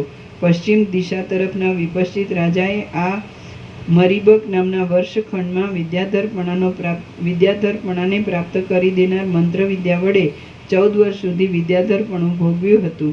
એ વિપશ્ચિત રાજાએ સુરતના શ્રમથી થાકી ગયેલા મહાદેવજીના અત્યંત શોભા વડે ચપળ અવયવમાં ક્રમે કરી ઉત્પન્ન થયેલા શ્વેત બિંદુથી શીતળ અને એલચીઓની લતાઓના આલિંગન વડે સુગંધી સમુદ્ર તટમાં વનોના સુંદર પવનોનો આશ્રય કરી પોતાનું વિદ્યાધરપણું ભોગવ્યું હતું. સર્ગ 124મો સમાપ્ત. સર્ગ 125મો જીવનમુક્ત પુરુષોની ક્રિયાનું વર્ણન.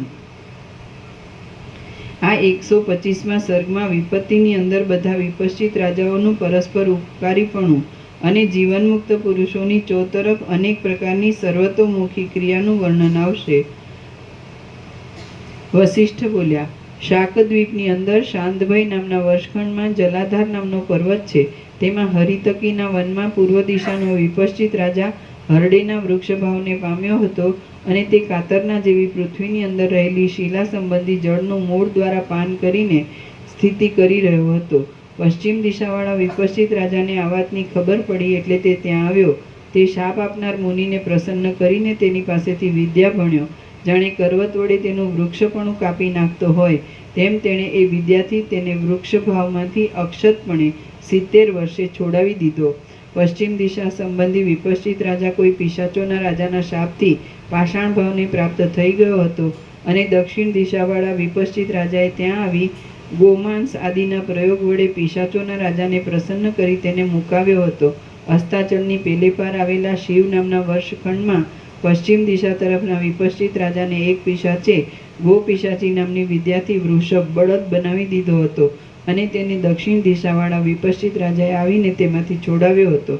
દક્ષિણ દિશા તરફનો વિપશ્ચિત રાજા અંબાજીના પર્વતમાં એક વૃક્ષની અંદર યક્ષપણાને એક જાતના પિશાચપણાને પામ્યો હતો અને તેને પશ્ચિમ દિશાવાળા વિપશ્ચિત રાજાએ આવી યક્ષના રાજાને પ્રસન્ન કરી યક્ષભાવમાંથી છોડાવ્યો હતો. પૂર્વ દિશા તરફનો વિપશ્ચિત રાજા આ શાકદ્વીપની અંદર જ વૃષક નામના વર્ષખંડમાં કેસર નામના પર્વતને વિશે સિંહ રૂપ બની ગયો હતો અને તેને પશ્ચિમ દિશાવાળા વિપશ્ચિત રાજાએ આવી એ સિંહ ભાવમાંથી મુક્ત કર્યો હતો. રામ બોલ્યા, હે મહારાજ, યોગીઓ એક દેશમાં રહ્યા છતાં ચોતરફ વ્યાપ્ત થઈ જઈ ત્રણેય કાળમાં જુદા જુદા અનેક કર્મો શી રીતે કરે છે તે આપ કહો. વસિષ્ઠ બોલ્યા, હે રામચંદ્રજી, આ જગતની અંદર અવિવેકીઓની દ્રષ્ટિએ જે કાંઈ ભૂત ભૌતિક આદિ રહ્યા છે તે ભલે હો, તે વિશેનો કાંઈ આપણે વિચાર કરવાની જરૂર નથી. તેમ આ વિષયમાં પણ અવિવેકીઓનું જેમ માનવું હોય તેમ ભલે હો, આપણે અહીં તે વિશે વિચાર કરવાની જરૂર નથી. બાકી વિવેકી પુરુષોની આ બાબતમાં જે સમજણ છે તે વિશે હું કહું છું તે તમે સાંભળો. તત્વવેતાઓની દ્રષ્ટિમાં સત્તા સામાન્ય રૂપ ચિન્માત્ર વિના જગતનું બીજું રૂપ જ નથી. જ્યારે દ્રશ્યના અત્યંત અભાવનો બોધ થઈ જાય છે અને ઉત્પત્તિ પ્રલય સંબંધી દ્રષ્ટિનો પણ ક્ષય થઈ જાય છે ત્યારે તત્વવેત્તા પુરુષ સત્તા સામાન્ય રૂપ ચિન્માત્રમાં જ નિરંતર વિશ્રાંત થઈ રહે છે. તેથી તે નિત્ય સર્વેશ્વર રૂપ થઈને સર્વ સ્વરૂપ અને સર્વાત્મા થાય છે.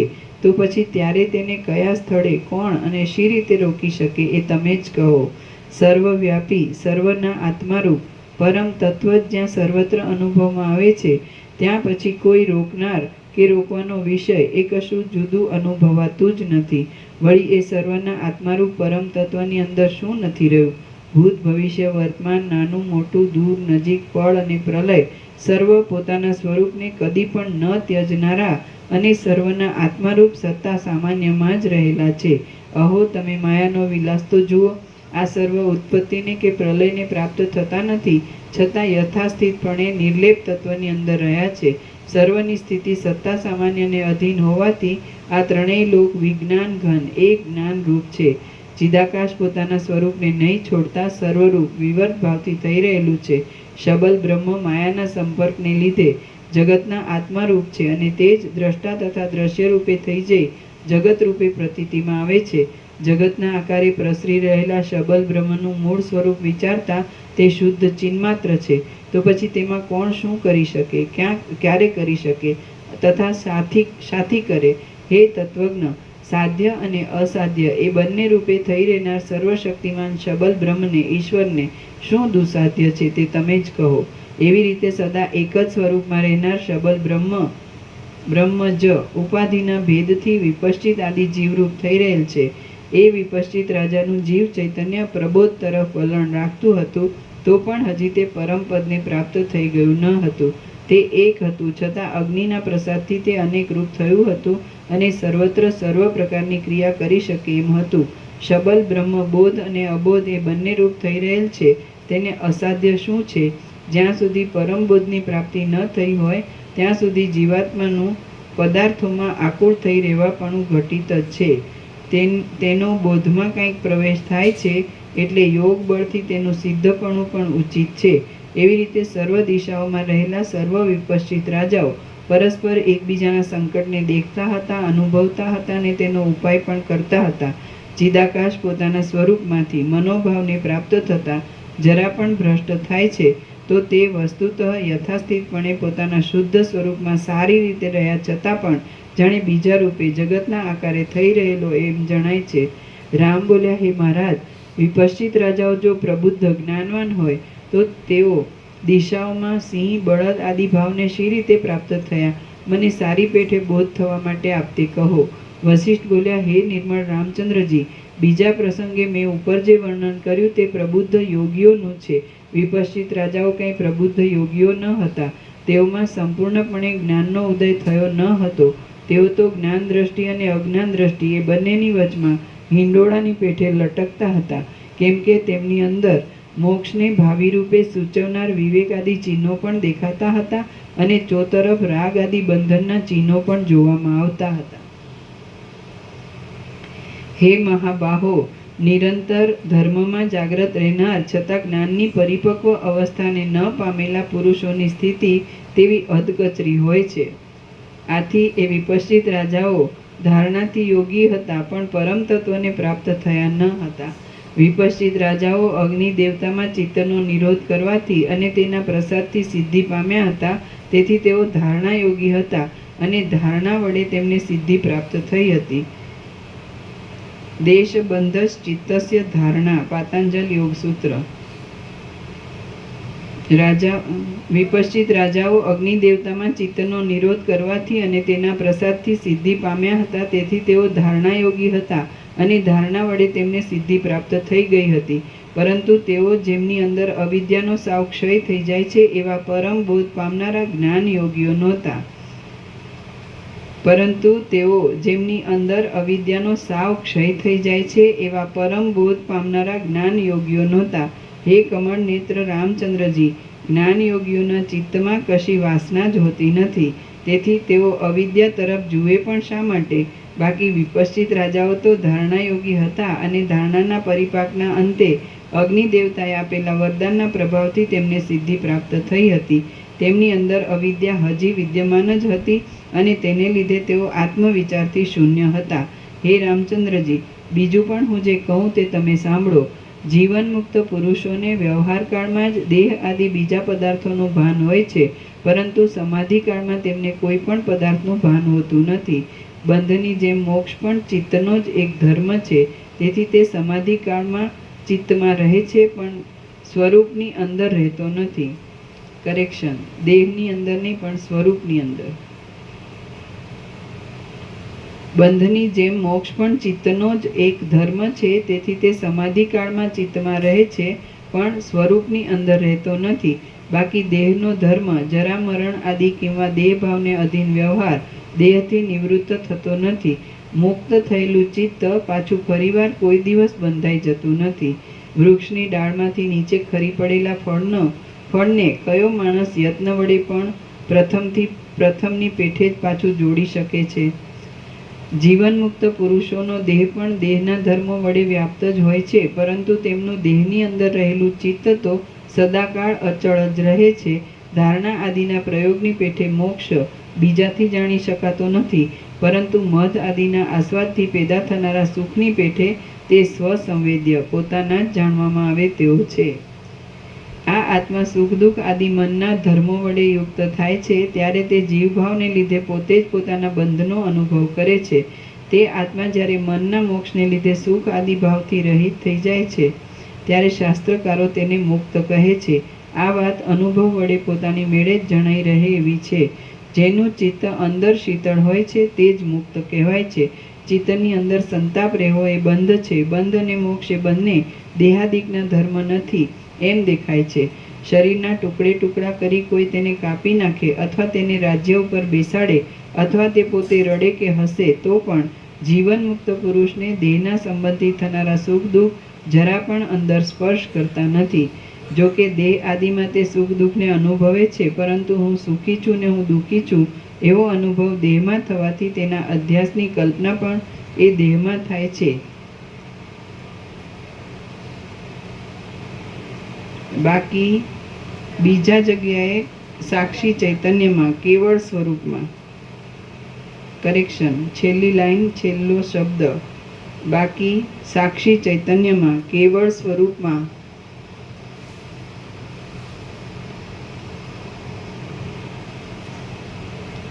તે કલ્પના થતી નથી. જો કે દેહ આદિમાં તે સુખ દુઃખને અનુભવે છે, પરંતુ હું સુખી છું અને હું દુઃખી છું એવો અનુભવ દેહમાં થવાથી તેના અધ્યાસની કલ્પના પણ એ દેહમાં થાય છે. બાકી સાક્ષી ચૈતન્યમાં કેવળ સ્વરૂપમાં તે કલ્પના થતી નથી. દેહાદિકમાં આત્મતાનું અભિમાન બાંધી બીજા જ રૂપાંતરને પ્રાપ્ત થઈ ગયેલા ચાર્વાક તથા બૌદ્ધ આદિ પંડિતો મોક્ષનો ખરો ઉપાય ન મળવાથી છેવટે પરાભવને પ્રાપ્ત થતા દેખાય છે, અને વિવાદ પ્રસંગમાં વેદાંતીઓથી તેમનો પરાભવ થતો પણ જોવામાં આવે છે. જીવન મુક્ત પુરુષોની દ્રષ્ટિમાં પોતાના આત્મ સ્વરૂપ સિવાય બીજું દેહ આદિ કશું છે જ નહીં. જીવન મુક્ત પુરુષોની દ્રષ્ટિમાં પોતાના આત્મ સ્વરૂપ સિવાય બીજું દેહ આદિ કશું છે જ નહીં. મહાઉદયને પ્રાપ્ત થયેલો જીવન મુક્ત પુરુષ સદા આત્માનંદમાં મગ્ન હોય છે. તેથી તે મરતા છતાં પણ મરતો નથી, રોતા છતાં પણ રોતો નથી અને હસતા છતાં પણ હસતો નથી. તત્વદર્શી પુરુષો રાગ મુક્ત છતાં રાગયુક્ત જેવા દેખાય છે, કોપ રહિત છતાં કોપયુક્ત જેવા જણાય છે, અને મોહ રહિત છતાં મોહયુક્ત જેવા જોવામાં આવે છે.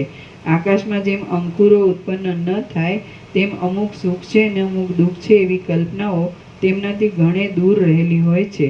જેની દ્રષ્ટિમાં પણ જગતનું સ્વરૂપ જ નથી અને સર્વ એક ચિદ્રૂપ જ છે, તે જીવનમુક્ત પુરુષની દ્રષ્ટિમાં પણ સુખ દુઃખ આદિ રહે છે એવું કહેવું આકાશની શાખાના જેવું અસંભવિત છે. સર્વત્ર જય મેળવનારા જીવનમુક્ત પુરુષો અંદર શોક રહિત છે, છતાં તેવા પ્રસંગે તેઓ શોક કરતા દેખાય છે. વળી મસ્તક આદિ અવયવ કપાઈ જાય તો પણ તત્વદર્શી પુરુષો જાણે કશું કપાયું ન હોય તેમ કેવળ એક આત્મામાં જ સ્થિર થઈ રહેલા જણાય છે.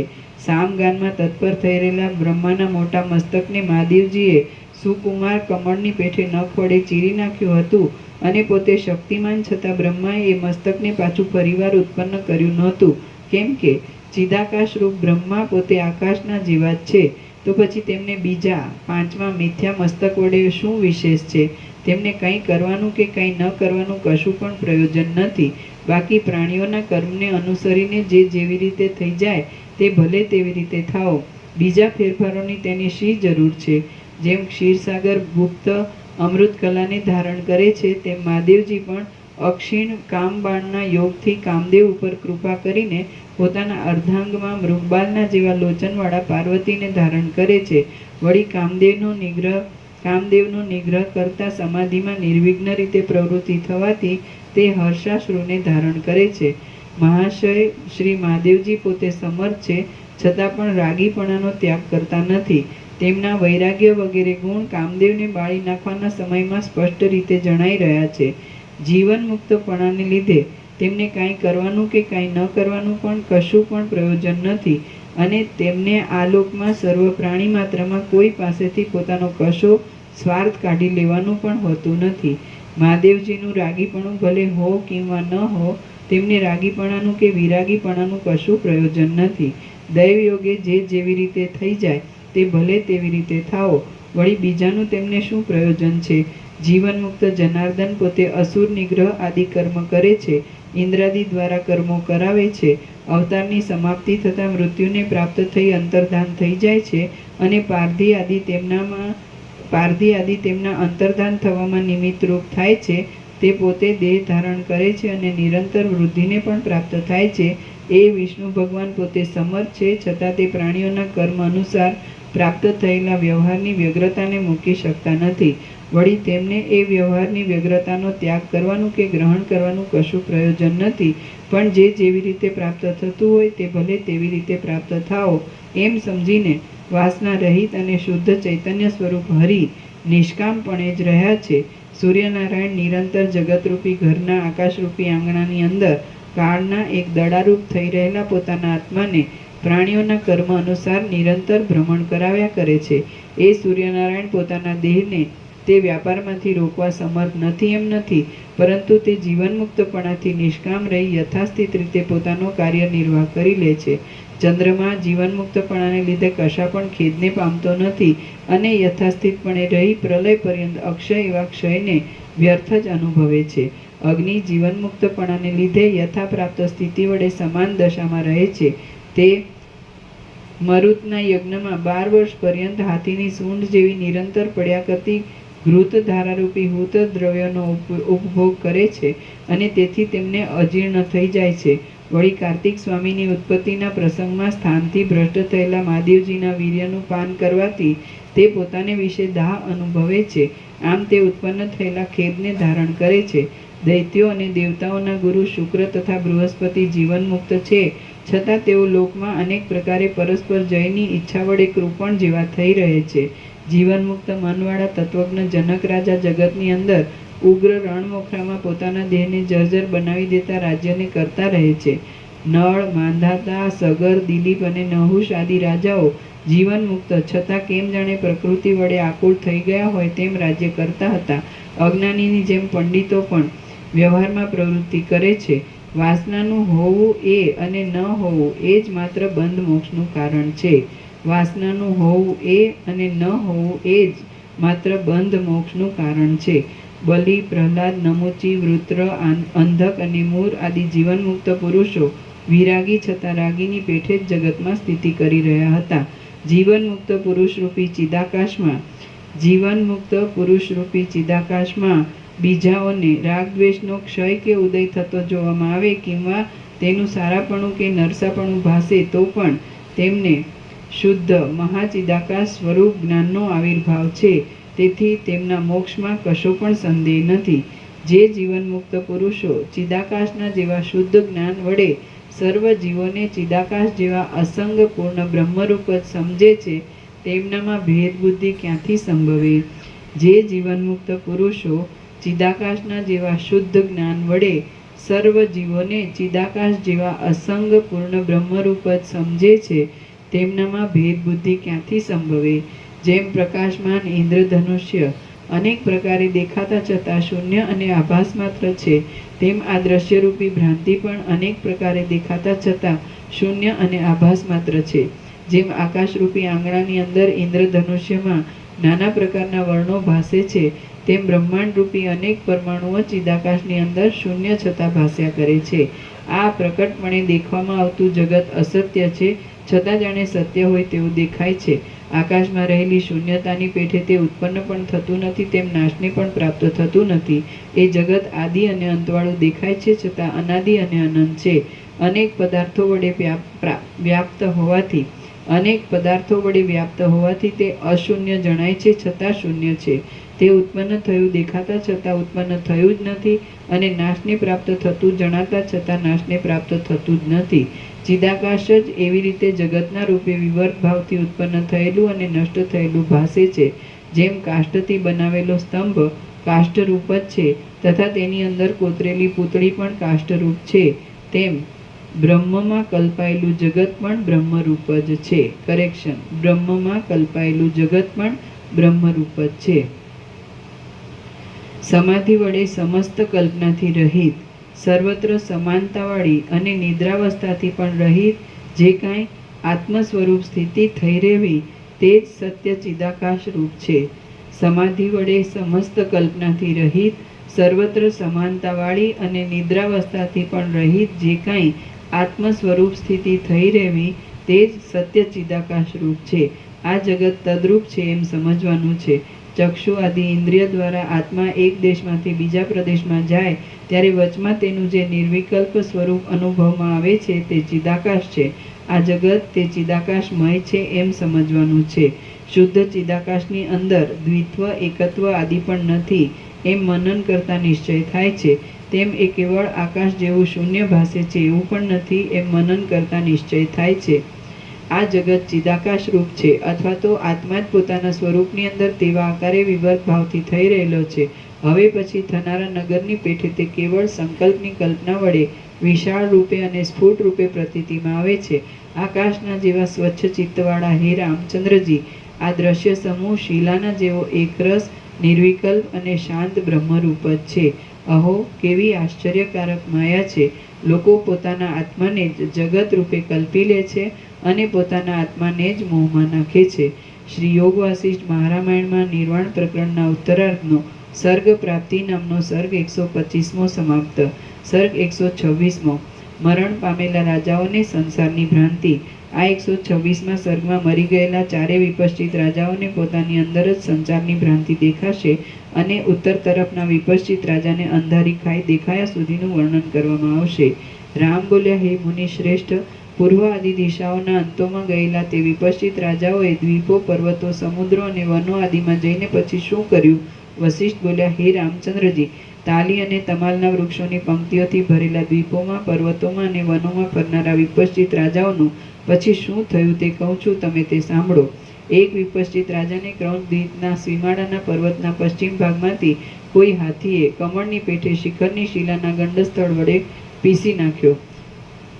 વળી બીજા વિપશ્ચિત રાજાને કોઈ રાક્ષસે અંગમાં ઘાયલ કરી દઈ આકાશ માર્ગેથી સમુદ્રમાં રહેનારા વડવા નલમાં ફેંકી દીધો અને તે તેમાં જ ભસ્મ થઈ ગયો. ત્રીજા વિપશ્ચિત રાજાને કોઈ વિદ્યાધર દેવભૂમિમાં ઇન્દ્રની સભામાં લઈ ગયો અને ત્યાં ઇન્દ્રને નમસ્કાર ન કરવાથી ક્રોધથી વ્યાપ્ત થઈ ગયેલા ઇન્દ્રે તેને શાપ વડે ભસ્મ કરી નાખ્યો. ચોથો વિપશ્ચિત રાજા ચતુરતાથી ચાલતો હતો અને તેને કુશદ્વીપના પર્વતના તટ ઉપર આવેલી નદીને કાંઠે દુઃખે પણ માંડ નિવારી શકાય એવા એક મગરમચ્છે પકડી 8 કકડા કરી મારી નાખ્યો.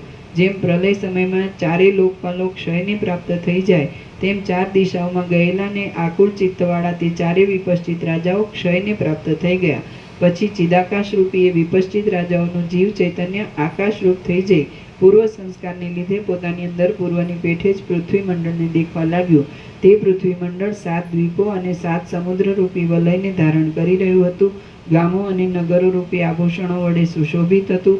ઉપરના ભાગમાં પીઠની પેઠે અતિ ઉત્પન્ન મેરુ પર્વતને ધારણ કરી રહ્યું હતું અને મેરુ પર્વત ઉપર રહેલા બ્રહ્માના ગ્રહરૂપી શિરોમણી વડે દેદીપ્યમાન દેખાતું હતું. તે ચંદ્રબિંબ અને સૂર્યબિંબ રૂપે નેત્ર વડે રમણીય દેખાતું હતું. તેમાં તારાઓ રૂપી મોતીઓનો સમૂહ ઝબકી ઉઠતો હતો. તે ચપળ મેઘરૂપી વસ્ત્રો વડે સુશોભિત દેખાતું હતું અને નાના પ્રકારના વનોરૂપી રૂવાણાઓ વડે તે રમણીય જણાતું હતું.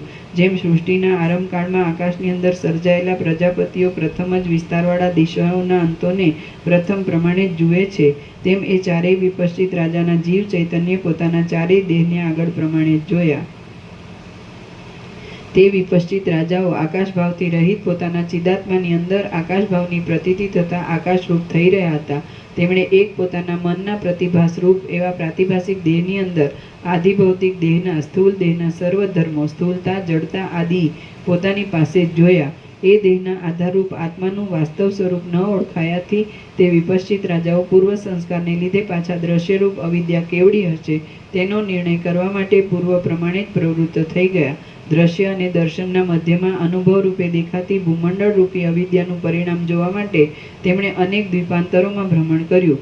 પશ્ચિમ દિશાવાળો વિપશ્ચિત રાજા 7 દ્વીપોનું અને 7 મહાસાગરોનું ઉલ્લંઘન કરી ગયો અને સુવર્ણથી ઘટ્ટ એવી ભૂમિમાં ક્રીડા કરી રહેલા જનાર્દન ભગવાન પાસે જઈ પહોંચ્યો. તેણે એ ભગવાન પાસેથી અનુપમ બ્રહ્મ વિદ્યા મેળવી અને તે જ દિશાની અંદર તે 5 વર્ષ સુધી સમાધિમાં રહ્યો. એ પછી એણે દેહનો ત્યાગ કર્યો અને તેનું ચિત્ત કેવળ ચિદ્રૂપતાને પ્રાપ્ત થઈ ગયું. એટલે તેનો પ્રાણ જેમ આકાશ ભાવને પ્રાપ્ત થઈ ગયો તેમ તે પોતે પરમ નિર્વાણને પ્રાપ્ત થઈ ગયો. પૂર્વ દિશાવાળો વિપશ્ચિત રાજા પૂર્ણિમાના પૂર્ણચંદ્રબિંબની સન્નિધિમાં પોતાના દેહની સ્થિતિ છે એવું ચિંતન કરવા લાગ્યો અને પોતાના તે દેહને મૂકી દઈ તે ચંદ્રલોકમાં જઈ રહ્યો. દક્ષિણ દિશા તરફનો વિપશ્ચિત રાજા શાલ્મલી દ્વીપમાં શત્રુઓના સમૂહને ઉખેડી નાખી હજી અદ્યાપી પર્યંત રાજ્ય કરે છે. તેને પારમાર્થિક તત્વનો લાભ થયો નથી, તેથી તેને બાહ્ય પદાર્થોનું હજી વિસ્મરણ થયું નથી. ઉત્તર તરફનો વિપશ્ચિત રાજા ચપળતાથી પછડાયા કરતા તરંગોવાળા 7મા સમુદ્રમાં સ્વાદુદકમાં 1000 વર્ષ પર્યંત મગરમચ્છના ઉદરમાં રહ્યો હતો. ત્યાં તે મગરમચ્છના ઉદરના માંસનો આહાર કરતો હતો. એ મોટો મગરમચ્છ મરી ગયો એટલે ઉત્તર તરફનો એ વિપશ્ચિત રાજા મગરમચ્છની જેમ મગરમચ્છના ઉદરમાંથી બહાર નીકળ્યો. પછી હિમના જેવા શીતળ જળવાળા એ સ્વાદુદક સમુદ્રના 80,000 યોજનનું ઉલ્લંઘન કરી તે વિશાળ ઉદરવાળી અને સુવર્ણની ઘાટા વિસ્તારવાળી ભૂમિમાં પહોંચ્યો.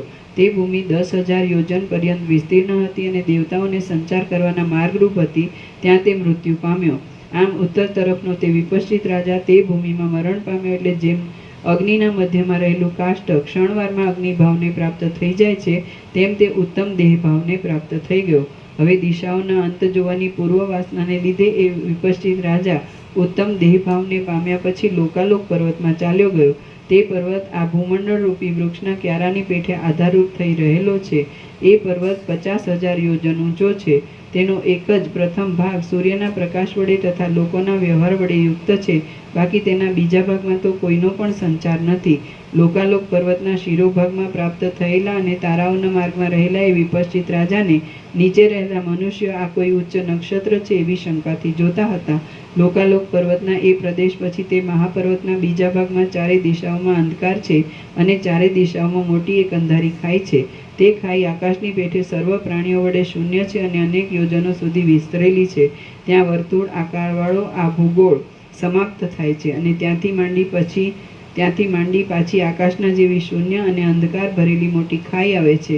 તેની અંદર ભમરા જેવો, કાજળના જેવો, તમાલના જેવો અને આકાશના જેવો મધ્ય ભાગ શ્યામ અંધકારથી જ પથરાઈ રહ્યો છે.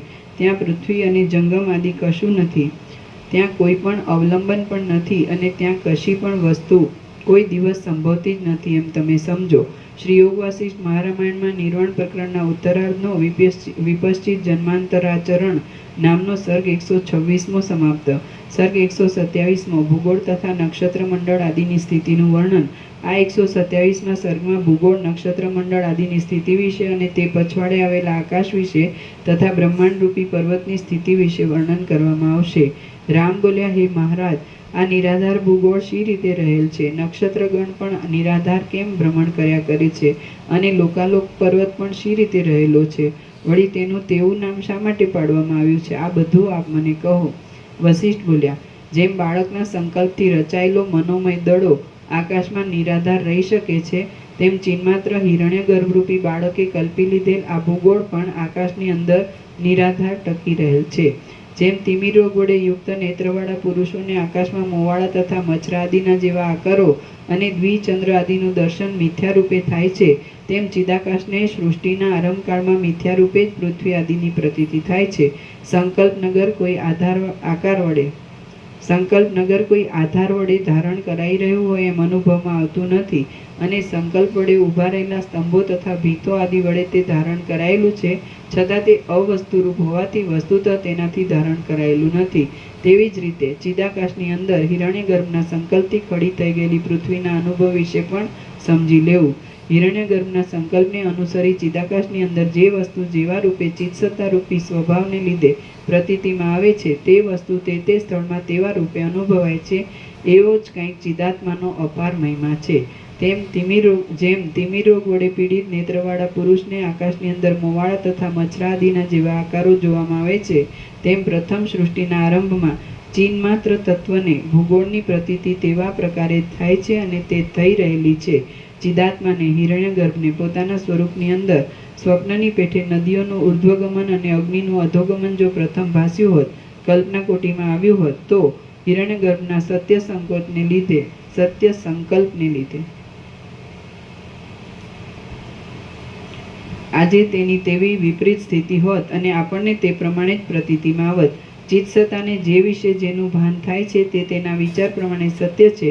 આથી કેટલાક વાદીઓ માને છે કે પૃથ્વી ભારે છે, તેથી તે નિરંતર મહાકાશમાં ભમ્યા કરે છે, પરંતુ આકાશના અધઃ પ્રદેશનો અવધિ નથી, તેથી પૃથ્વીનું પતન કોઈ જગ્યાએ વિશ્રાંત થતું નથી.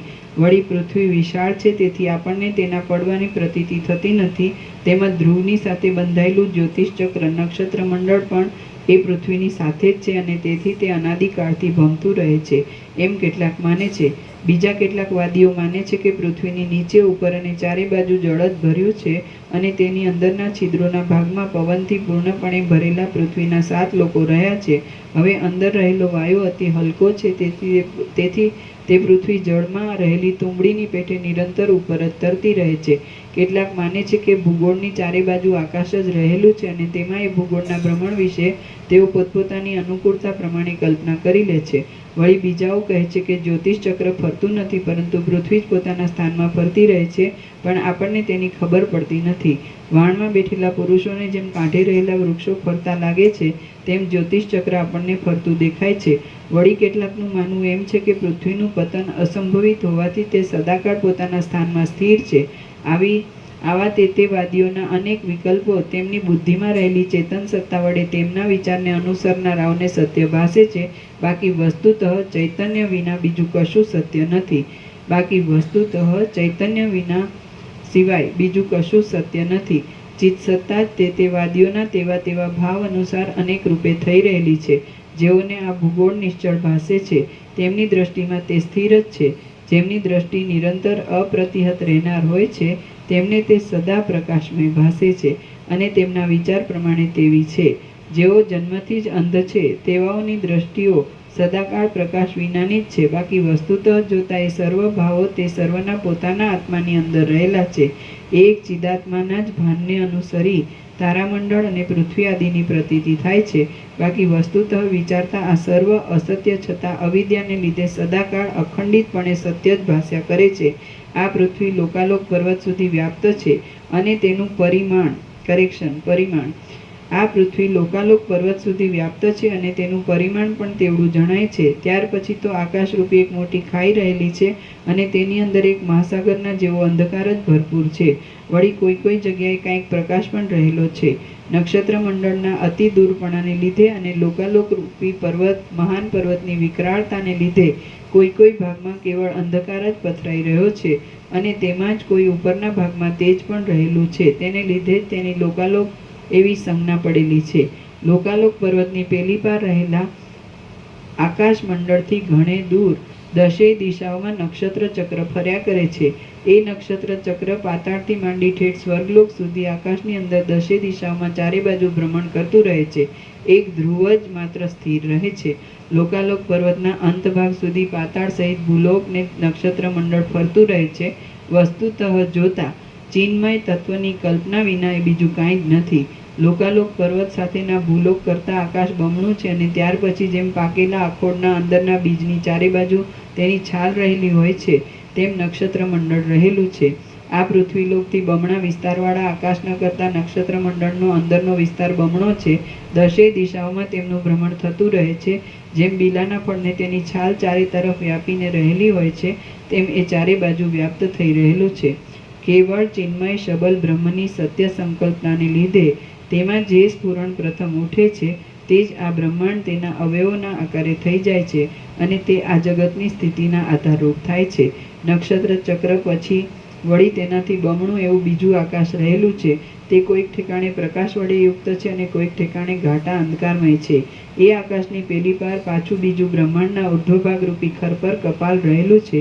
આમ એક બ્રહ્માંડનું ખરપર તેના ઉપરના ભાગમાં રહેલું છે તો બીજું તેના નીચેના ભાગમાં રહેલું છે અને એ બંનેના મધ્યમાં આકાશ રહેલું છે. એ આકાશનો વિસ્તાર સેંકડો અને કરોડો યોજનો સુધી છે. તે વજ્રના જેવું દ્રઢ છે અને પરમાર્થ દ્રષ્ટિથી જોતા તે કેવળ કલ્પના માત્ર છે. વળી ચિદાકાશની અંદર વિકાર રૂપે કલ્પાયેલા પંચીકૃત પંચમહાભૂતના કાર્યરૂપ હોવાથી તે ચિદાકાશથી જુદું નથી, પણ ચિદાકાશ રૂપ છે અને ચિદાકાશની અંદર જ રહેલું છે. મહાગોળ આકારે થઈ રહેલા આકાશની અંદર બધી દિશાઓમાં સૂર્ય તથા તારા ઇત્યાદિ વડે સુશોભિત એવું નક્ષત્ર ચક્ર રહેલું છે. તો પછી તેમાં નીચે ઊંચે વળી શું હોય? અથવા તો સર્વની નીચે ઉપર થતું જ રહે છે. સર્વ વસ્તુઓનું પડવું, ઊંચે ચડવું, આડી ગતિ થવી કે એકત્ર સ્થિરતા કરીને રહેવું એવું જે કાંઈ ભાસે છે તે ચિદાત્માનો એક પ્રતિભાસ માત્ર છે. બાકી વસ્તુતઃ જોઈએ તો પડવું, ઊંચે ચડવું, જવું આવવું કે સ્થિર રહેવું વગેરે કશું અદ્વિતીય ચિદાકાશની અંદર નથી. શ્રી યોગ વાસિષ્ઠ મહારામાયણમાં નિર્વાણ પ્રકરણના ઉત્તરાર્ધનો ભૂગોળ નિર્ણય નામનો સર્ગ 127મો સમાપ્ત. સર્ગ 128મો વિપશ્ચિત રાજાનું અવિદ્યામાં ભ્રમણ. આ 128મા સર્ગમાં તે અંધકારમય ખાઈને ઉતર્યા પછી બ્રહ્માંડના આવરણો વિશે અને એ વિપશ્ચિત રાજાના અવિદ્યામાં ભ્રમણ થયા વિશે વર્ણન કરવામાં આવશે. વશિષ્ઠ બોલ્યા, મેં આ જે ભૂગોળ અને જ્યોતિષચક્ર વગેરેનું પરિમાણ કહ્યું તે આપણા સૌ યોગીજનને પ્રત્યક્ષ છે, કેવળ અનુમાન સિદ્ધ છે એમ નથી. યોગ અને જ્ઞાનના અભ્યાસથી સિદ્ધ થયેલા તત્વ સાક્ષાત્કારવાળા આતિવાહિક સૂક્ષ્મ દેહ વડે તે દેખાય છે, પણ આધિભૌતિક સ્થૂળ દેહ વડે તે જોઈ શકાતું નથી. આ ઉપર જે વિશે મેં વર્ણન કર્યું તે આપણા આ જગતરૂપી સ્વપ્નનું છે. બીજા જગતોરૂપી સ્વપ્નોમાં પણ એવી જ જાતની સ્થિતિ રહેલી છે અને કોઈ ઠેકાણે માયાની અનિર્વચનીયતાને લીધે બીજી જાતની સ્થિતિ પણ છે. બીજા જગતરૂપી સ્વપ્નોની આકૃતિ અને તેનું પરિમાણ બીજા જગતરૂપી સ્વપ્નોની આકૃતિ અને તેનું પરિમાણ આદિ કહેવાનું શું પ્રયોજન છે? કેમ કે ચાલુ પ્રસંગમાં ઉપયોગી થાય તેવી કથા વિના બીજી કથા બુદ્ધિમાન પુરુષોની હોતી નથી. હે પંડિત સભાસદો, આપણા આ જગત પ્રમાણે જોતા તો સર્વ બ્રહ્માંડોના મધ્યમાં આવેલા સર્વ દ્વીપોના અને સમુદ્રોના ઉત્તર ભાગમાં મેરુ તથા દક્ષિણ ભાગમાં લોકાલોક પર્વત રહેલો છે. માટે સર્વ પ્રાણીઓના સમૂહ વડે ભરેલા બીજા બ્રહ્માંડોના સંબંધમાં પણ આવું અનુમાન જેને થતું હોય તે ભલે તેવું અનુમાન બાંધો. આ બ્રહ્માંડની બહાર વસનારા બીજાઓને જે કાંઈ બીજા જગતરૂપી જુદી જુદી જાતના ભ્રમો ભાસતા હશે તે તેઓને જ પ્રત્યક્ષ હશે. તેમનો તેવો આકાર આપણા જોવામાં આવી શકતો નથી. આ 7 દ્વીપોની અંદર નિવાસ કરી રહેલા સર્વ જીવોના ઉત્તર ભાગમાં મેરુ રહેલો છે ને દક્ષિણ ભાગમાં લોકાલોક પર્વત રહેલો છે. બાકી બીજાઓને માટે તેમ નથી એવો નિશ્ચય છે. હે રામચંદ્રજી, હવે ચાલતા પ્રસંગ વિશે હું કહું છું તે સાંભળો. બ્રહ્માંડ રૂપી કપાટનું આપણે જે પ્રમાણ કહ્યું હતું તેના કરતાં 10 ગણું જળ તેની બહાર તેને ફરતું રહ્યું છે. જેમ તૃણ ચુંબક મણિ પોતાના આકર્ષણ શક્તિરૂપી સ્વભાવ વડે તૃણને ધારણ કરી રાખે છે અને કલ્પવૃક્ષ જેમ યાચકોએ ઈચ્છેલા રત્નોને ધારણ કરે છે, તેમ એ બ્રહ્માંડ રૂપી કપાટ પણ પાર્થિવ ભાગને લીધે પોતાની સ્વાભાવિક આકર્ષણ શક્તિ વડે જળને નિરંતર ધારણ કરી રહેલું છે. કલ્પવૃક્ષ રૂપી રત્નની પેઠે પાર્થિવ ભાગ સર્વદા સર્વ પદાર્થોના આશ્રયરૂપ થઈ રહેલો છે. તેને લીધે જળ, વૃષ્ટિ વગેરે પદાર્થો તેની અંદર જ પડે છે. એ જળરૂપી આવરણની બહારના ભાગમાં એ જળના કરતાં 10 ગણું તેજ રહેલું છે. તેજ ઇંધનરૂપી આધાર વિના જ રહેલું છે. આકાશના જેવું સ્વચ્છ છે અને શાંત તથા નિશ્ચળ અગ્નિની જ્વાળા જેવું મહાદેદીપ્યમાન છે. અગ્નિની બહાર વળી તેનાથી 10 ગણા વિસ્તારવાળો વાયુ રહેલો છે અને તે વાયુની બહાર તેના કરતાં 10 ગણા વિસ્તારવાળું નિર્મળ આકાશ રહ્યું છે. ત્યાર પછી શાંત અને અનંત બ્રહ્માકાશ રહેલું છે. તે પ્રકાશરૂપ પણ નથી, તેમ અંધકારરૂપ પણ નથી. તે સદા અવિનાશી છે અને પ્રજ્ઞાન ઘન છે. આદિ, મધ્ય અને અંતથી રહિત તે બ્રહ્મરૂપી મહાકાશ મહાચૈતન્ય નામને ધારણ કરી રહેલ છે. સર્વના આત્મારૂપ છે. લોઢાના ઘણની પેઠે છિદ્ર રહિત છે અને કેવળ નિર્વાણમય છે. તેની અંદર લાખો બ્રહ્માંડો એકબીજાથી ઘણે દૂર પરસ્પર જોવામાં ન આવે તેમ વારંવાર ઉત્પન્ન થતા રહે છે અને પાછા પ્રલયને પણ પ્રાપ્ત થતા રહે છે. વસ્તુતઃ જોઈએ તો સદા પોતાના સમાન રૂપે રહેનારા નિર્વિકલ્પ સ્વરૂપમાં રહેલા ચિદાકાશની અંદર આવિર્ભાવ, તિરોભાવ આદિ કશું થતું જ નથી. ચિદાકાશ જ પોતાના સ્વરૂપની અંદર તેવા રૂપે અને તેવા આકારે વિવર્ત ભાવથી થઈ રહેલું છે. આ સર્વ દ્રશ્યના અનુભવ વિશેનો ક્રમ મેં તમને કહી બતાવ્યો. હવે લોકાલોક પર્વતમાં વિપશ્ચિત રાજાને શું થયું તે વિશે કહું છું, તે તમે સાંભળો. જન્માંતરમાં સારી પેઠે દિશાઓનો અંત જોવાના પૂર્વ સંસ્કારનો અભ્યાસ કરનારા અને દ્રઢ નિશ્ચયથી પ્રેરાયેલા એ વિપશ્ચિત રાજાએ લોકાલોક પર્વતના શિખર ઉપરથી અંધારી ખાઈમાં પ્રવેશ કર્યો. ત્યાં તેણે શિખરના જેવા મોટા પક્ષીઓએ ફાડી ખાધેલા પોતાના દેહને જોયો. પછી પોતાના ઈચ્છિત કાર્યમાં પ્રવૃત્ત થઈ ગયેલો મનરૂપી દેહ જ તેના જોવામાં આવ્યો. નિર્મળ ચિત્તવાળા વિપશ્ચિત રાજાએ તે મરણ પ્રદેશની પવિત્રતાને લીધે સ્થૂળ દેહભાવના સંસારનો ઉદ્બુદ્ધ કરનારા 4 ભૂત ન હોવાથી પોતાના આતિવાહિક મનોમય દેહને આધિભૌતિક રૂપે જોયો નહીં. મતલબ કે એક આતિવાહિકપણાનું તેને વિસ્મરણ થયું નહીં. તેને સ્થૂળ દેહથી રહિત આતિવાહિક દેહરૂપ આત્માનો બોધ થયો, પણ નિર્વિશેષ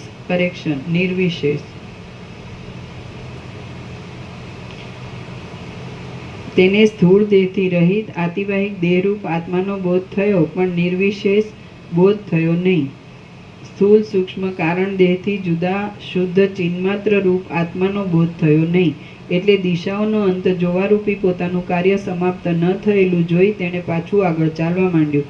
રામ બોલ્યા, હે મહારાજ, દેહ વિના આ ચિત્ત કાર્યમાં શી રીતે પ્રવૃત્ત થાય છે, તથા સ્થૂળ દેહ અને દિવ્ય દેહના કરતા આતિવાહિક મનોમય દેહમાં શી વિશેષતા રહી છે?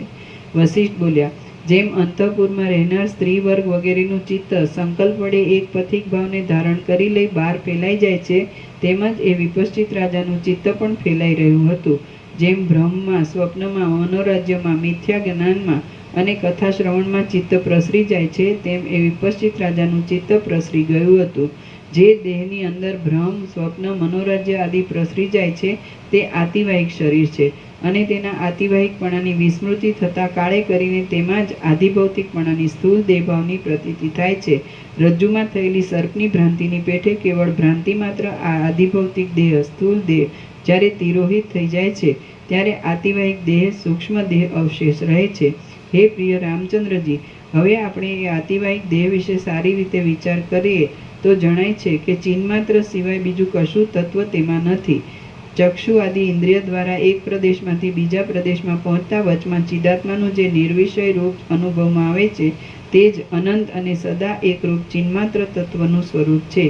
એ શુદ્ધ ચિદાકાશની અંદર દ્વૈત ક્યાં છે અને રાગદ્વેષ આદિની સ્થિતિ પણ ક્યાં છે તે તમે જ કહો. સર્વ અનાદિ અને અનંત શિવરૂપ બ્રહ્મરૂપ છે એમ સમજવું, અનુભવવું તે જ પરમ બોધ કહેવાય છે. સર્વ અનાદિ અને અનંત શિવરૂપ બ્રહ્મરૂપ છે એમ સમજવું, અનુભવવું તે જ પરમ બોધ કહેવાય છે. મનના સંકલ્પોને છોડી દઈ સ્વસ્વરૂપમાં શાંતપણાની સ્થિતિ કરી રહેવું એ જ ઉત્તમ બોધ છે. મનના સંકલ્પોને છોડી દઈ સ્વસ્વરૂપમાં શાંતપણાથી સ્થિતિ કરી રહેવું એ જ ઉત્તમ બોધ છે. વિપશ્ચિત રાજા આતિવાહિક દેહમાં સ્થિતિ કરી રહ્યો હતો, પરંતુ હજી તે યથાર્થ પરમ બોધને પ્રાપ્ત થયો ન હતો, કેમ કે આતિવાહિક દેહને હજી તે પોતાના આત્મારૂપ સમજ્યો હતો, અને તેને લીધે જ પ્રથમ તેને ગર્ભવાસ જેવો અંધકાર દેખાયો હતો. પછી એ અંધકાર અંધારી ખાઈને અંતે બ્રહ્માંડના કપાટના જેવા એક અંડરૂપ થઈ રહેલું ભૂતળ પૃથ્વી આવ્યું. એ ભૂતળ ઉપરના અને નીચેના બંને ખંડના વિભાગના સંધિરૂપ છે, વજ્રના જેવું દ્રઢ છે, સુવર્ણમય છે અને કરોડો યોજન સુધી વિસ્તાર પામ્યું છે.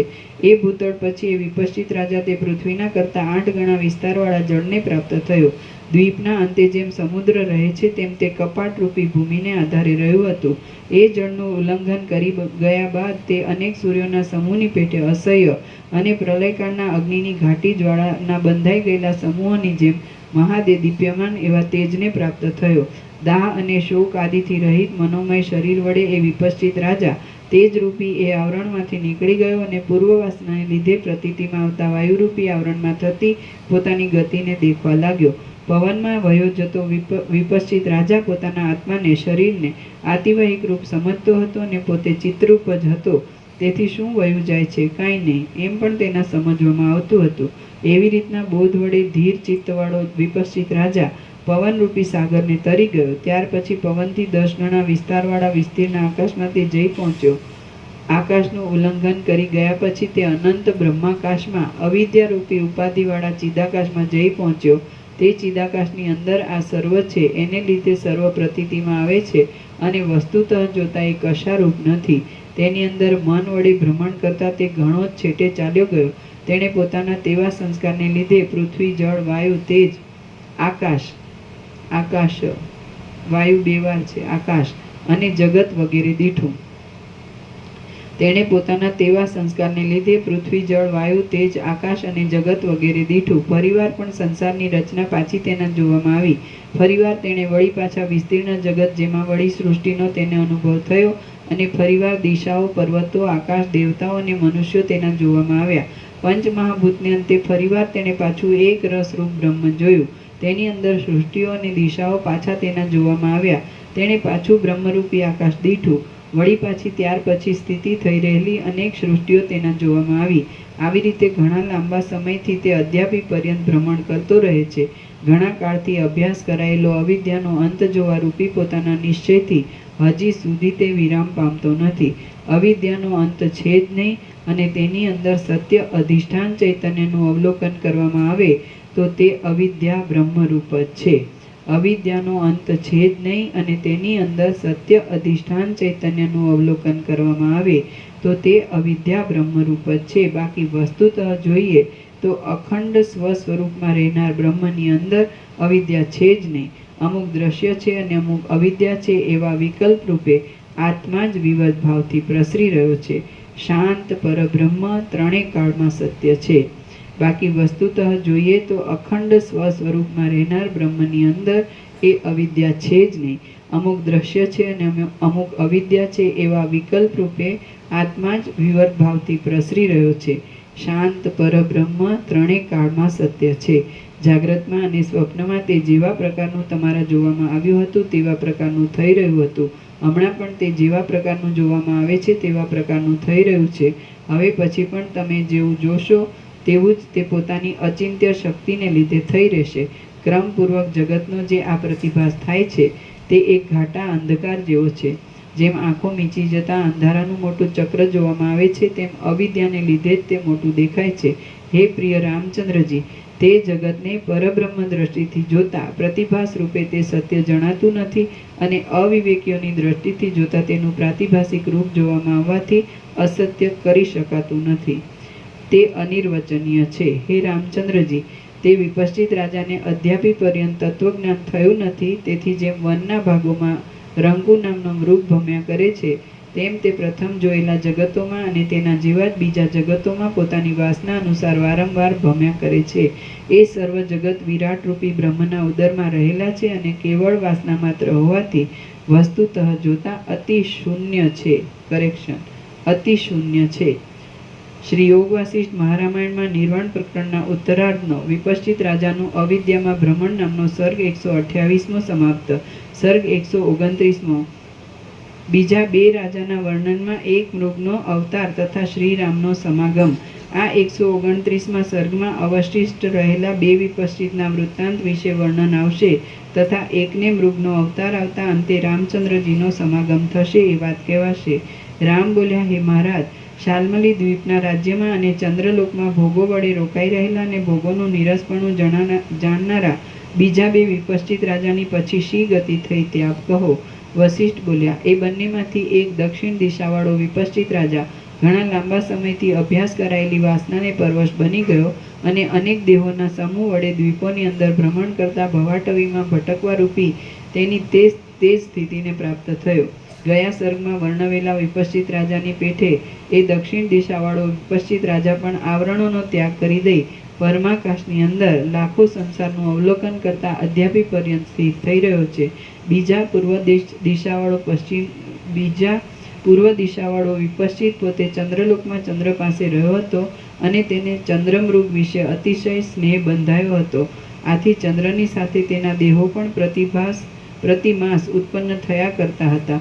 હવે એ ભમ્યા કરતા દેહોનો ત્યાગ કરી દઈ મૃગમાં બંધાયેલી પ્રીતિને લીધે આજે પર્વતમાં તે મૃગરૂપ થઈ રહ્યો છે. રામ બોલ્યા, હે મહારાજ, ચારેય વિપશ્ચિત રાજાની સદાકાળ ઉદય પામનારી વાસના તો એક જ હતી, છતાં તે ઉત્તમ અને અધમ ફળ આપનારા અનેક ભાવને કેમ પ્રાપ્ત થઈ ગઈ? વશિષ્ઠ બોલ્યા, મનુષ્યની ઘણા લાંબા કાળ સુધી અધ્યાસ કરાયેલી વાસના બે પ્રકારની હોય છે. એક થોડી દ્રઢતાવાળી કોમળ હોય છે અને બીજી મજબૂત દ્રઢતાવાળી અતિ દ્રઢ હોય છે. તેમાંથી થોડી દ્રઢતાવાળી કોમળ વાસના દેશ કાળ અને ક્રિયાના યોગથી બદલાઈ જાય છે અને ઘાટી દ્રઢતાવાળી વાસના બદલાતી નથી. જો એક બાજુ દેશ કાળ ક્રિયા આદિની એકતા હોય તેમજ બીજી બાજુ વાસનાની એકતા હોય તો તે બંનેમાં જે વધારે બળવાન હોય તે જય મેળવે છે. એવી રીતે દેશકાળના યોગથી થનારા વિભાગને લીધે એ ચારેય વિપશ્ચિત રાજાઓ જુદા જુદા પ્રકારે રહ્યા હતા. એ ચારમાંથી બે અવિદ્યામાં ખેંચાતા જતા હતા, તો એક મુક્ત થઈ ગયો હતો અને એક મૃગ રૂપે થઈ રહ્યો હતો. ભ્રાંતિને જ સત્ય રૂપે નિશ્ચળ કરી રહેલા ત્રણેય વિપશ્ચિત રાજાને અદ્યાપી પર્યંત તે અવિદ્યાનો અંત દેખાતો નથી. ઓમ ઓમ ઓમ.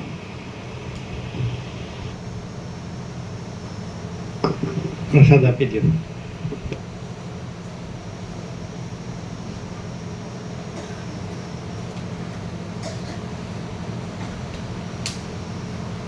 તકલીફ નથી ને? તકલીફ નથી ને? પેટ પર અટકાય